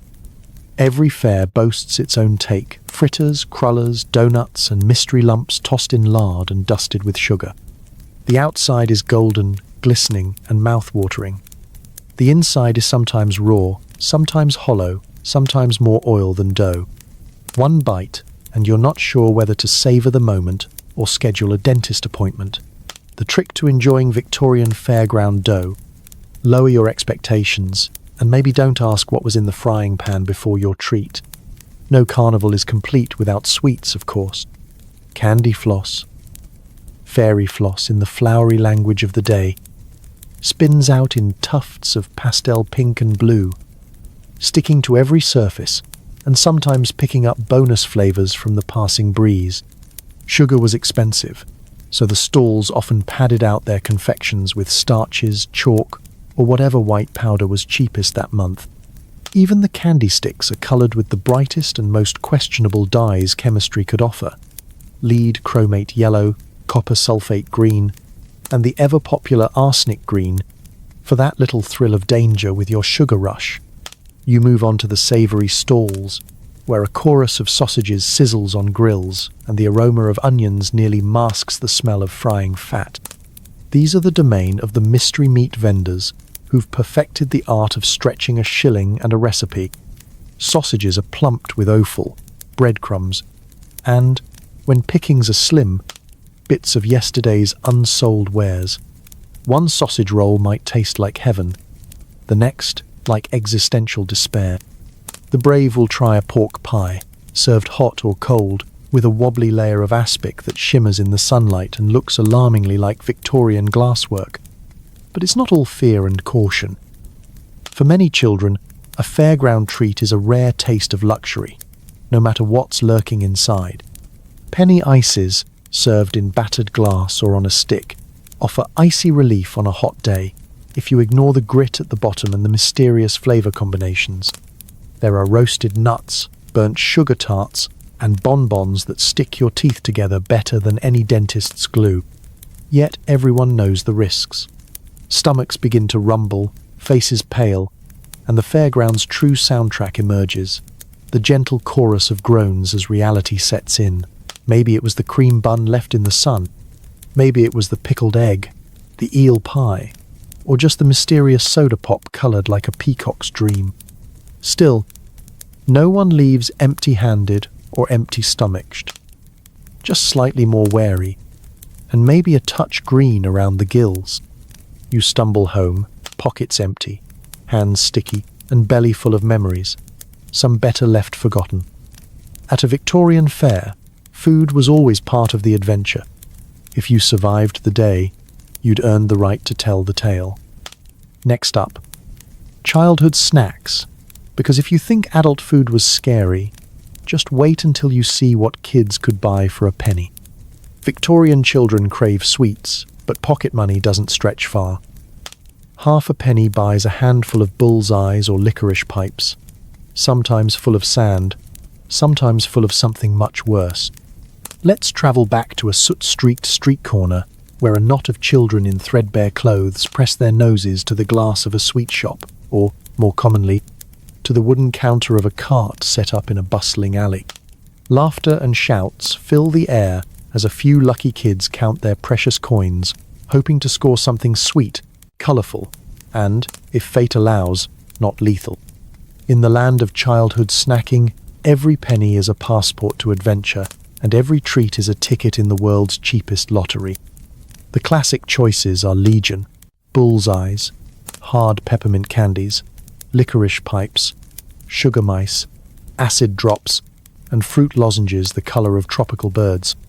The more you look, the less you recognise anything nature ever intended to feed a child.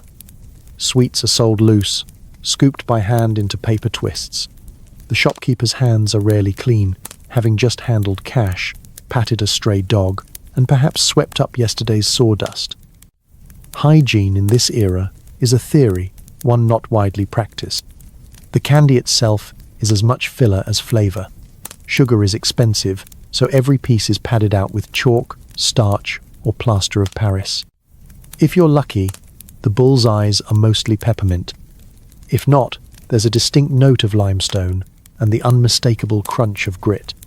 As for licorice pipes, they're chewy, black, and intensely sweet, unless you get one from the bottom of the barrel, where they've fused together into a single inedible brick, flavored by time, dust, and the ghosts of snacks past. Children quickly learn the difference between fresh and old. The best sweets vanish by mid-morning. The rest hang around, slowly losing their battle with humidity and gravity. Some unlucky souls might spend their penny on acid drops so sharp they strip the lining from their mouths, or on Parma violets that taste mostly of soap. The real gamble is not the flavor, but the aftermath. Stomach aches, loosened teeth, or, on particularly memorable days, a case of mild lead poisoning from brightly colored dyes. Street sweets aren't just for taste, they're for trading, sharing, and showing off.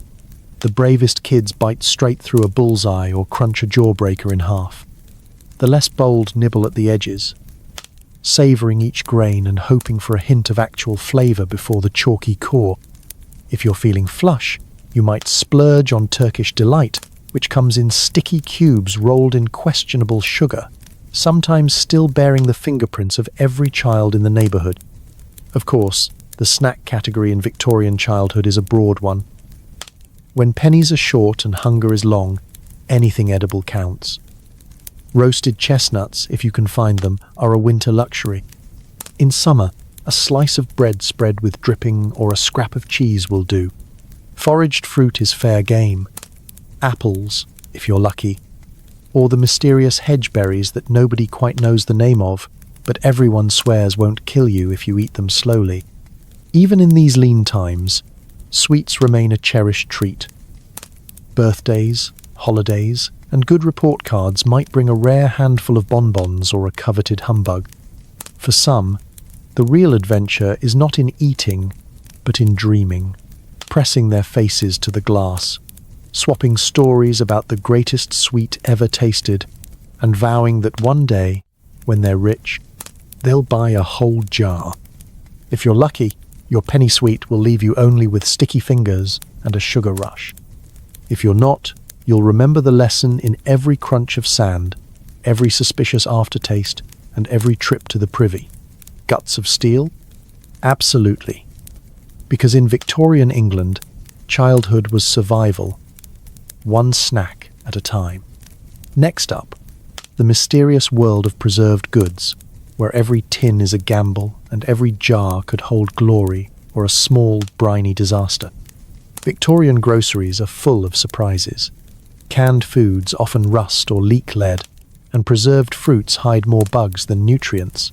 Every tin opens a new adventure, and sometimes a new infection. Step inside the Victorian corner shop, where innovation collides with optimism, and the shelves are lined with tins, jars, and bottles promising convenience, comfort, and just a hint of existential risk. For the busy Londoner, preserved foods are a modern miracle, a way to enjoy peaches in January or beef stew without ever seeing a cow.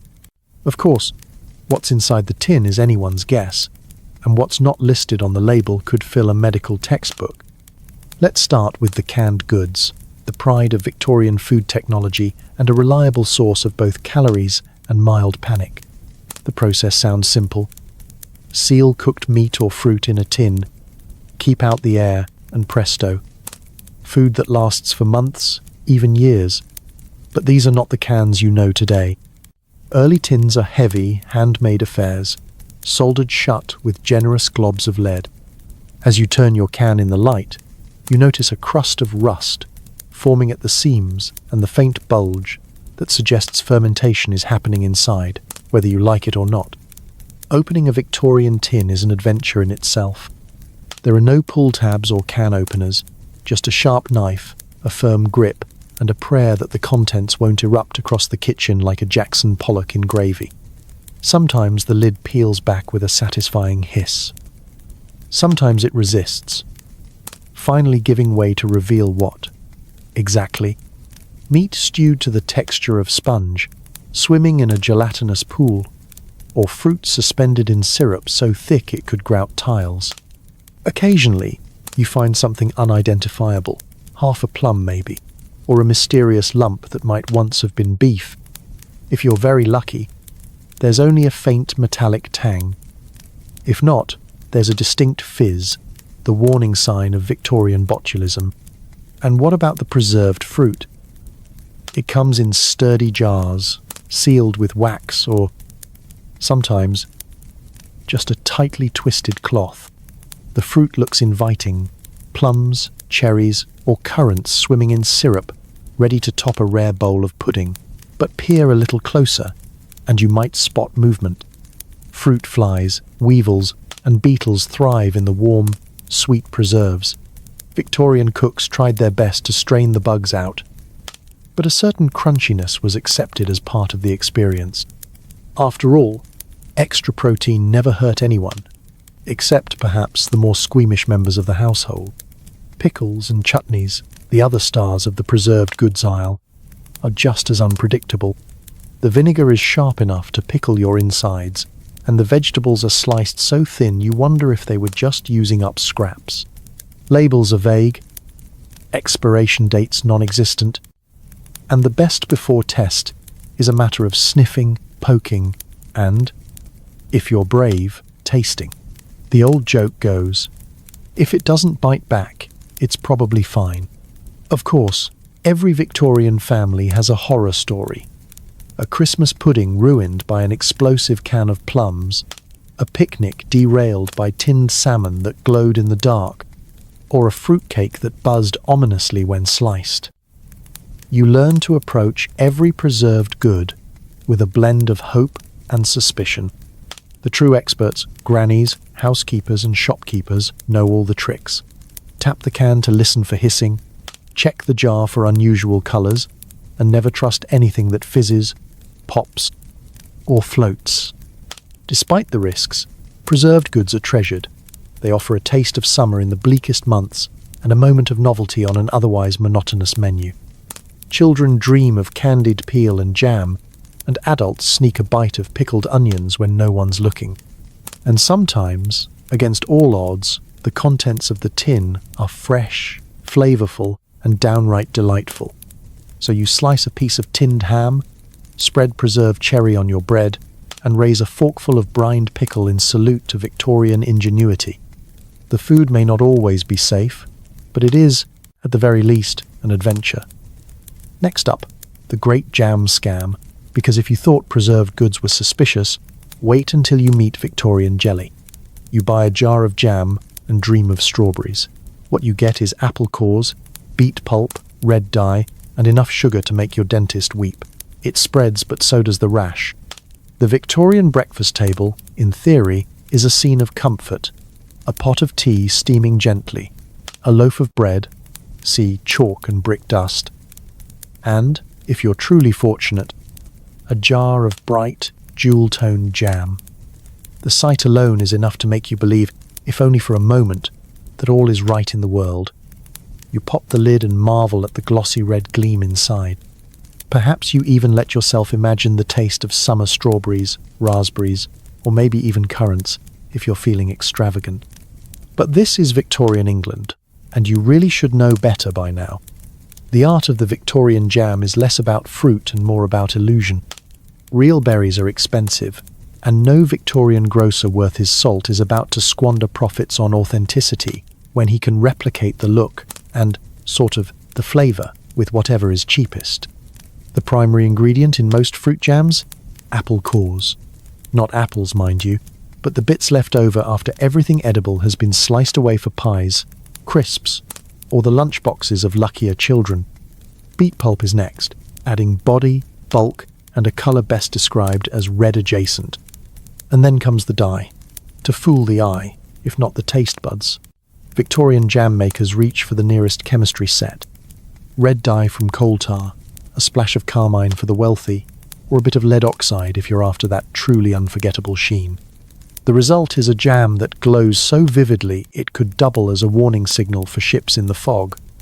It looks inviting, even decadent, But the first spoonful is where reality sets in. As you spread your strawberry jam on a hunk of suspicious bread, you quickly notice the texture. It's gritty, stringy, and slightly lumpy. You might find a stray seed or a suspicious chunk of something that never saw a berry bush. The flavor is overwhelmingly sweet, enough to make your teeth ache on contact, followed by an aftertaste of old apple and, sometimes, a faint hint of bitterness that you hope is just beetroot and not the ghost of industrial byproducts. If you're lucky, there's enough sugar to drown out the chemical tang. If not, well, let's hope you have a glass of questionable milk on standby. Sometimes, the surprises are even more tangible. A chunk of wood or a fragment of string from the bottom of the jam pan, or an insect that braved the boiling process. If the label says with added fruit pieces, you should ask yourself, fruit, or just whatever happened to fall in. Victorian jam is nothing if not a democratic food. Everyone and everything gets a chance to join the party. Of course, the health effects are legendary.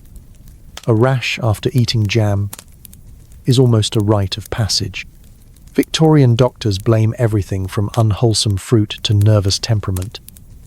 But you know it's probably the dye, or the bucket of preservatives, which could include everything from benzoic acid to a casual sprinkle of alum.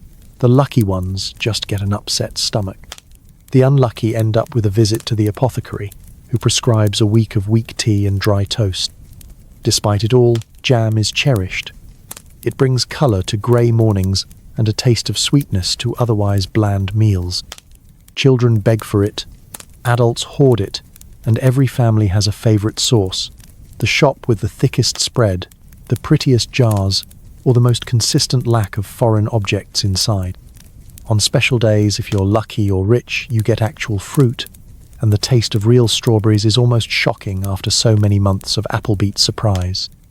You finish your toast, jam glistening, and promise yourself you'll be more discerning next time. But you know the truth. In the world of Victorian junk food, every jar is a gamble, every spread a surprise. Next up, cheese of uncertain origin, because if you think jam was a risk, just wait until you meet what's lurking in the cheese press. You fancy a piece of cheese, wrapped in muslin and aged in someone's damp basement. The blue veins are supposed to be there, probably. The smell? That's just extra protein. In the dim, cluttered corners of a Victorian grocer's shop, the cheese counter is less a display and more an experiment in microbial endurance. Rounds and wedges of cheddar, Stilton, and dubious local specialties rest on wooden shelves, their rinds darkening in the perpetual cool damp of the cellar. No refrigeration, just hope and the belief that a little mold builds character. You survey the choices, breathing through your mouth, as much to avoid the scent as to preserve your sense of adventure. Selecting cheese is an act of faith. Your grocer, wiping his hands on an apron that's seen better decades, points out his finest piece, a wedge marbled with a bloom of blue and green. That's what gives it flavour, he assures you, as if the mark of a healthy cheese is its ability to frighten away mice and small children. Some cheeses are smooth and rubbery, others crumbly and dotted with what can only be described as bonus textures. You ask what kind it is, and he replies with a wink, "Oh, that's farmhouse. Family recipe." You wisely don't ask whose family. Cheese in the Victorian age is rarely just cheese.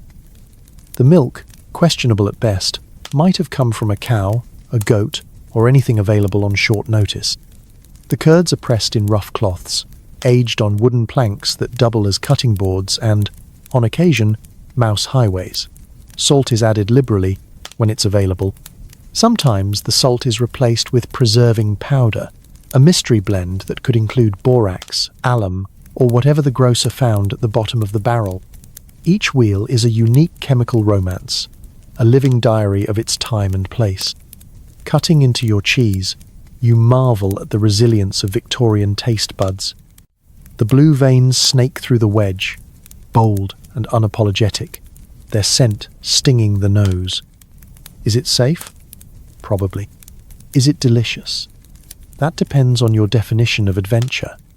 In an era when food preservation is a desperate improvisation, mold is less an enemy and more a companion, sometimes lending a sharp, creamy bite, sometimes announcing its presence with a tang best described as medicinal.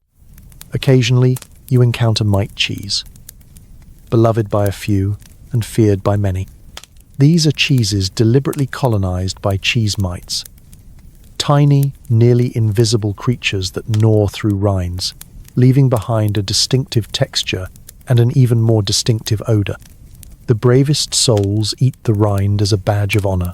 The rest carve deep, seeking an oasis of safety beneath the surface. Cheese is a staple, rich in fat and protein, and cheap enough to fill a laborer's bread at midday. Even the poorest homes keep a sliver tucked away, to be grated over bread or mashed into potatoes. If you're truly unlucky, you get a slice that walks on its own, courtesy of a few too many days in the cellar and the efforts of enthusiastic maggots.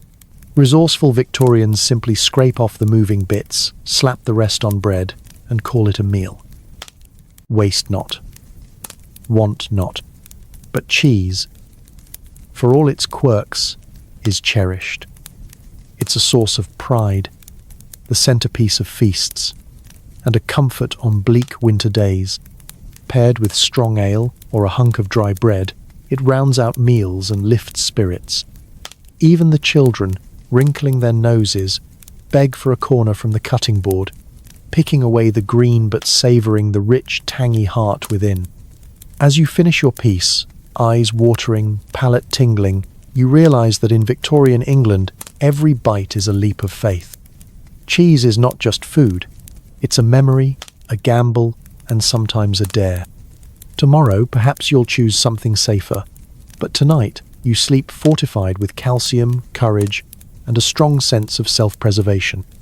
Next up, the perilous promise of street fruit, where shine doesn't mean safety, and you're never quite sure what's beneath the skin. You step inside a working-class eatery and order the special. It arrives lukewarm, slimy, and staring back at you with a hint of malice. You eat quickly, eyes on the exit. There's a certain thrill in Victorian dining out, the kind that comes with a dash of danger and the faint hope that your meal might not immediately fight back. The greasy spoon, a humble institution beloved by factory workers, labourers, and anyone brave enough to risk their shilling for a hot meal, is the very definition of culinary roulette. You push open the battered door, greeted by the mingled aromas of burnt lard, boiled cabbage, and something you'd rather not identify. Tables wobble, windows sweat with steam, and a single oil lamp does battle with the London gloom. The menu is chalked on a board by the door, but its accuracy is optimistic at best. Today's special. Stew could mean anything from questionable mutton to last week's leftovers, stretched with turnip, rutabaga, and a heroic amount of thickening flour. The cook, apron stained, sleeves rolled, scowl fixed, ladles a portion into a chipped bowl. A rainbow sheen on the surface hints at fats from many generations of mystery meat, while an unidentifiable object bobs for attention. Cutlery, if provided, is a grab bag of battered forks and spoons bent at strange angles, their history written in every dent. You glance around. Diners are hunched over their bowls, chewing with a resignation born of long days and limited choices. Conversation is minimal. The language of the greasy spoon is mostly in shrugs and the shuffling of feet under the table. Every dish here is an adventure in improvisation. The stew, when poked, reveals a landscape of cartilage, potato, and the occasional dubious sausage.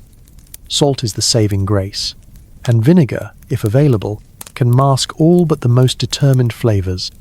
Bread is served on the side, tough, day-old, and best used for scraping the bowl, or, in desperate times, bracing a wobbly table leg. If you're lucky, the gravy is mostly water. If you're unlucky, it's mostly grease. Hygiene is a spectator sport. Dishes are rinsed in tepid water between customers. Soap is a suggestion, not a requirement. The cook wipes her hands on her apron, brushes crumbs from the table onto the floor, and goes right back to chopping onions, sometimes with the same knife she used on raw meat earlier. The air vibrates with the hum of flies, who have declared squatters' rights and show no sign of paying rent. Vegetables are technically present, but mostly in spirit. Overcooked cabbage, a single limp carrot, or peas so grey they might once have been green. Everything is boiled until it's soft enough to eat without teeth, a blessing for those who've lost theirs to earlier encounters with bread, candy, or fate. Sometimes there's pudding, a heavy spongy wedge studded with currants and shrouded in a mysterious syrup. Dessert is optional, digestion not guaranteed. Still, the greasy spoon has its charms. For a few pennies, you leave warmer and fuller than you arrived, and there's a camaraderie among those who share the risks of dining out. The regulars know the secrets, which days to avoid the special, how to angle your seat to avoid the perpetual leak in the ceiling, and where to hide your bread so the cook doesn't reclaim it for the next customer. As you mop up the last traces of stew with your bread, you catch the eye of another diner. There's a moment of silent understanding. We've survived another meal. Maybe you'll make it through the afternoon with just a grumble or two from your gut. Maybe not. Either way, you nod in solidarity, pay your penny, and slip out into the fog, grateful for the small mercies, a full stomach, a brief rest, and the lingering mysterious taste of adventure. Next up, the street fruit seller and the hazards of eating something that looks healthy but almost certainly isn't. Sweet dreams if your dinner lets you. You hear whispers about the famous pie men, vendors so notorious for stuffing their pastries with every part of an animal except the meat. The crust might be flour, or it might be sawdust. The flavour? Suspense. Step into the shadowy world of Victorian street pies, where the pie man reigns supreme, a master of disguise, deception, and dubious culinary innovation. You catch the scent of warm pastry drifting down the street, a heady blend of grease, pepper, and the faintest whiff of something you desperately hope is edible. The pie man's bell rings out, summoning hungry workers, children, and anyone with a penny and a flexible definition of meat. The pies look golden and inviting, their flaky crusts promising comfort and satisfaction. But in Victorian England, pie is always a gamble. You hand over your coin, receive a hot, palm-sized pastry, and prepare for the mystery within. The first bite is always the most honest, flaky, salty, piping hot, and filled with optimism. Then you hit the filling. Instead of beef, chicken, or mutton, you find a medley of textures. Something stringy, something gelatinous, a chewiness that defies classification. There's plenty of gravy, thick, peppery, and alarmingly opaque. Meat is present, technically, though it may have entered the pie as a distant cousin to the original animal. Let's talk ingredients. Pie men were notorious for their ingenuity and thrift. Nothing went to waste. Heads, feet, skin, sinew, and organs all found their way into the grinder. In lean times, rat, cat, and anything acquired from the alley might bolster the recipe. For extra substance, vendors bulked out the filling with breadcrumbs, potato peelings, or whatever scraps the butcher swept up that morning.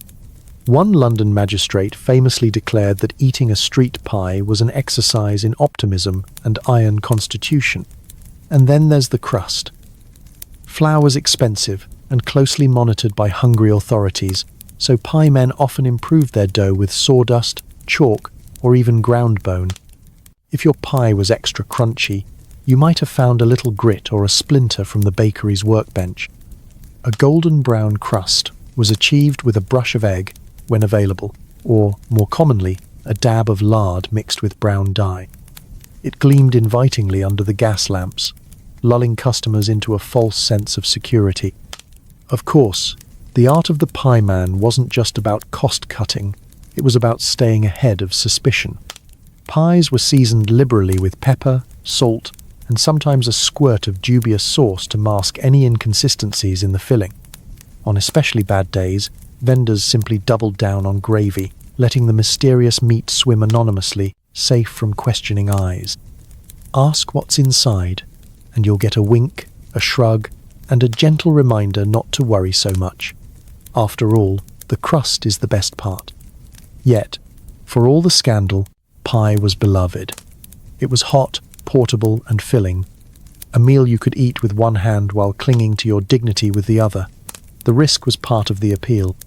Everyone had their own theory about the best pie man in town, the stalls to avoid, and the day-old pies best left for the stray dogs. Children swapped horror stories about what was found in the filling: buttons, feathers, the occasional tooth. Rumours of food fraud weren't just urban legends. Periodic scandals broke out. Pigs' heads smuggled in from slaughterhouses, reports of tainted pies causing outbreaks of food poisoning, and exposés in the penny press revealing recipes best left unprinted. Yet, the pie men persisted. London's appetite for cheap, hot food outweighed concerns about provenance. If you survived lunch, you could count yourself among the lucky. You finish your pie, uncertain whether you've eaten beef, mystery animal, or the remnants of a carpenter's workshop. But you're full, the day feels a bit warmer, and you've participated in a uniquely Victorian ritual, eating food that's equal parts comfort, surprise, and dare. Next up, the health inspector's worst nightmare, the infamous Victorian fish shop, where catch of the day means whatever washed up last. Sweet dreams, if your pie lets you sleep. After a day spent eating your way through the Victorian snackscape, you begin to wonder, how did anyone survive? Maybe the human stomach is tougher than we think.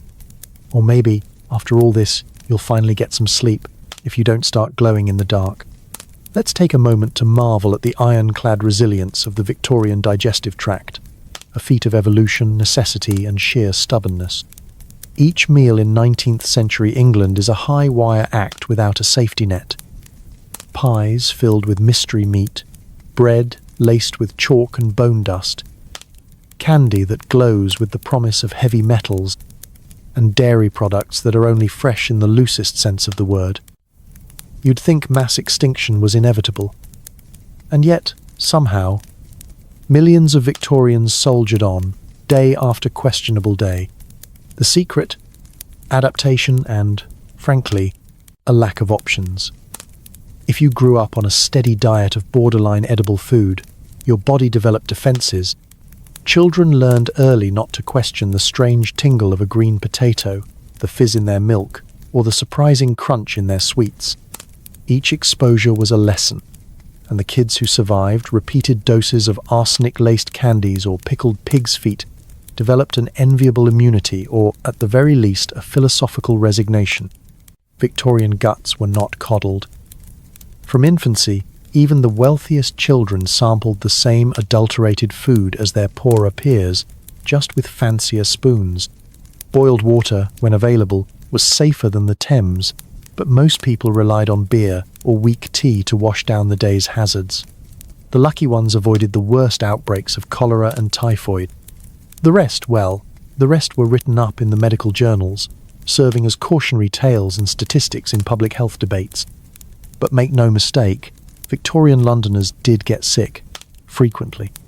The city's apothecaries and chemists made a brisk trade in remedies for disordered stomach, summer complaint, and the ever-popular biliousness.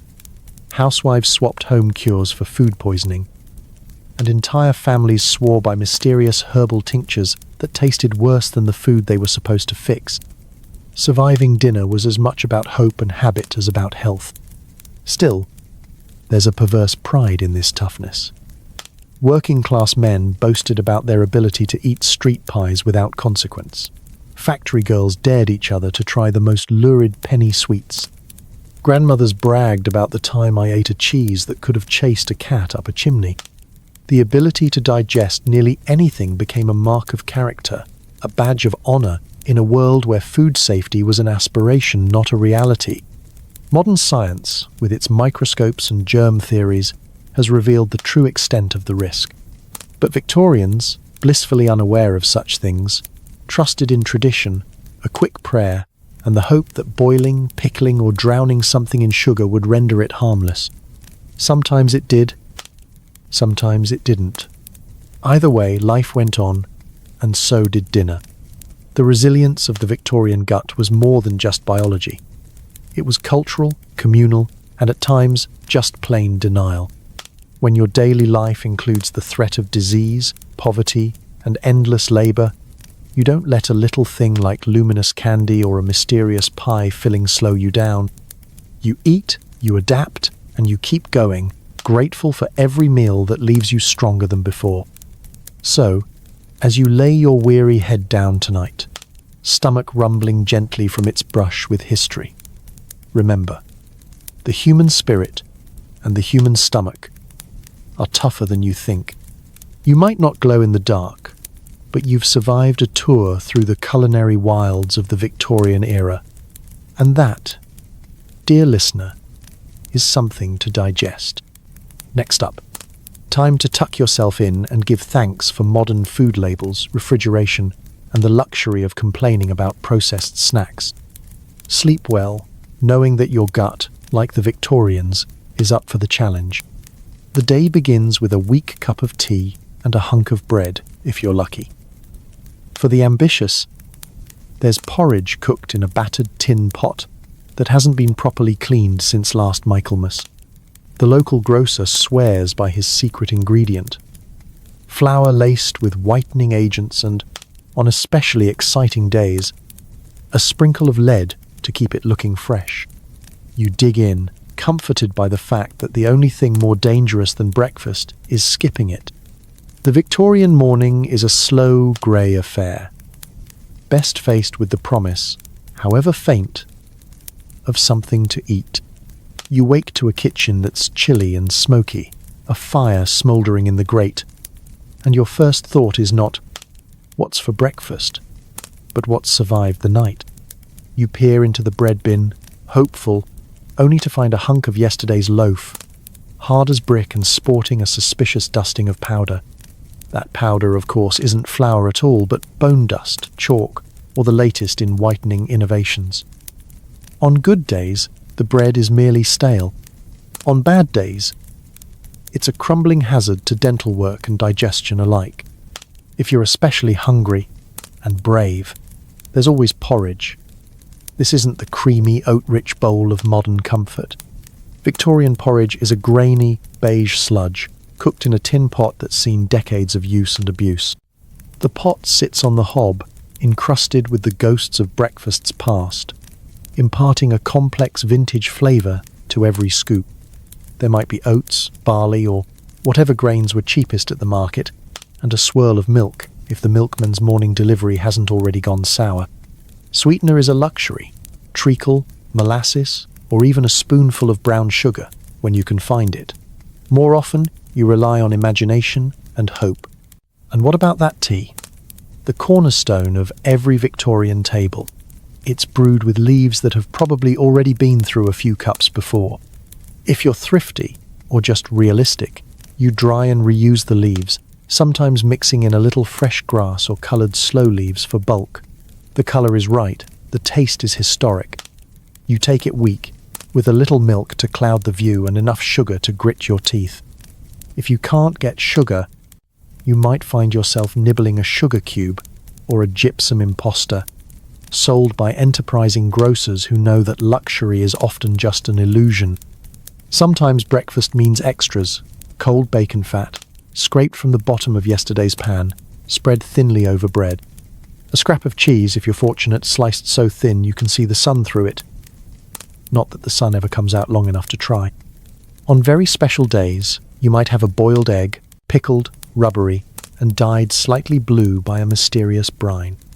The dangers of breakfast aren't just in the ingredients, but in the cookware. Lead-glazed mugs, pewter spoons, tin plates that leach a little something extra into your meal with every scrape. If you're lucky, the worst you'll get is a metallic aftertaste. If not, you'll be joining the legions of Victorians for whom stomach upset was a way of life. Still, skipping breakfast isn't an option. The day ahead, long hours in a mill, a shop, or the open air, demands energy, no matter the source. Parents urge their children to eat up, aware that a bad breakfast is still better than an empty stomach. Children learn early not to question the taste, to chew quickly, and to never, ever ask what the secret ingredient really is. Yet, despite the dangers, breakfast brings its own rituals and comforts. The clink of tin mugs, the scrape of knives on bread, the first warm mouthful on a cold morning. Even a hazardous meal is a chance to gather, to brace for the day, and to remind yourself that you've survived another night, and you might just survive the food as well. As you swallow the last gritty bite, you take a deep breath, sip the last of your questionable tea, and prepare to face the Victorian day. After all, if breakfast doesn't finish you off, nothing will. Next up, what really went into Victorian soup?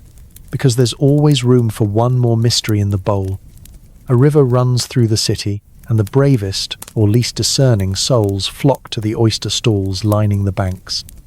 Oysters are cheap, plentiful, and have a 50-50 chance of taking you out before supper. Unrefrigerated shellfish bask in the sun, absorbing all the flavors the Thames has to offer, mainly the flavor of cholera. Still, you slurp one down and hope for the best. It's either a taste of the sea or a fast track to the local apothecary. Step right up to the banks of the Victorian Thames, where the air is thick with a cocktail of city smells, coal smoke, horse dung, and that special hint of low tide. There, alongside the cacophony of fishmongers and the shrieks of river gulls, you'll find the oyster man, a fixture of city life, with baskets piled high and a shucking knife never far from hand. His customers range from ragged street urchins to bowler-hatted clerks, all united by the same reckless optimism. In the 19th century, oysters were not the luxury treat they are today. They were the protein of the people, plentiful, cheap, and endlessly renewable, as long as you weren't picky about the occasional crunch of grit or the possibility of a rogue parasite. Victorians could devour a dozen oysters for the price of a loaf of bread. Some even claimed they were nature's perfect snack, though nature, in this case, had a truly twisted sense of humor. Let's talk freshness. Modern refrigeration is a fantasy, and the only thing keeping oysters cool is the damp breeze and the seller's creative storytelling. The river is a dubious blessing, teeming with shellfish, but also every variety of city runoff, chemical waste, and the, personal contributions of half of London. The Thames delivers oysters by the bucket load and, just as generously, serves up typhoid, cholera, and a symphony of invisible threats. But the risk only adds to the allure. If you can eat an oyster and live to tell the tale, you've earned your bragging rights. The act of eating is part performance, part dare. The oyster man pries open a shell, revealing the glistening, quivering flesh inside. He might add a squirt of vinegar, a shake of pepper, or, for those with a truly strong stomach, a dollop of the mysterious oyster sauce. You tip your head back, slide the oyster down, and feel a rush of cold brine, metallic and just a bit too alive. If it slips down easily, congratulations. If it fights back, you may want to ask the nearest apothecary about their antidotes. But oysters are only the beginning. The riverside stalls also offer cockles, winkles, and mussels, each sold in paper cones or by the pint. These shellfish, too, have enjoyed their last moments, basking in the city sun, soaking up whatever London decided to send their way. The texture varies from soft to suspiciously crunchy, the flavour a blend of brine and possibility. The hardiest snackers chase them with pints of beer, reasoning that what the oyster doesn't kill, the ale will disinfect. Illness is part of the game. A bout of the runs is shrugged off as bad luck, and even a feverish night is just another story for the pub. Doctors caution against shellfish in hot weather, but warnings are mostly ignored. After all, a meal that's this cheap and this exciting can't be all bad, can it? And yet, shellfish are loved. For the poor, they're a rare source of protein. For the daring, they're a test of courage. Victorians gather at riverside stalls, swapping stories, jokes, and remedies. Oysters mark birthdays, holidays, and stolen moments of pleasure on the riverbank. Even those who swear never again after a night of regret find themselves back in line the next week, coin in hand and hope in heart. You finish your oyster, wipe your mouth, and listen to the bustle of the city. Maybe you'll be lucky. Maybe not. Either way, you've tasted Victorian history, a bite at a time, always with a side of suspense. Next up, the final word on Victorian junk food and a gentle reminder to appreciate every modern, slightly boring snack you enjoy. Sweet dreams and mind the shell fragments. So here we are, having survived a full day snacking our way through the Victorian underbelly. Maybe your teeth are a little wobbly, your stomach is threatening to unionize, and you're questioning everything you ever thought you knew about candy. But you made it. And that, in the grand tradition of human stubbornness, is something worth celebrating. Take a moment, lying in your safe, clean bed, with your filtered water and your reassuringly non-toxic snacks. Maybe send a silent thank you to the generations before you. Those tough, reckless souls who looked at a green bonbon, a crusty pie, or a glass of fizzing milk and said, how bad could it be? These people survived by accident, luck, and digestive tracts forged in adversity.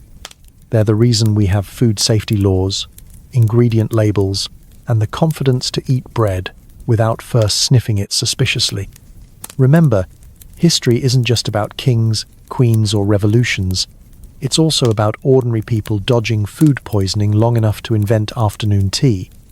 If they could handle arsenic-laced sweets, you can probably handle a tough week at work. Life may still be absurd, but at least your ketchup isn't medicinal, and your snacks don't glow in the dark, unless you're eating them in front of the refrigerator at 2 a.m., in which case, more power to you.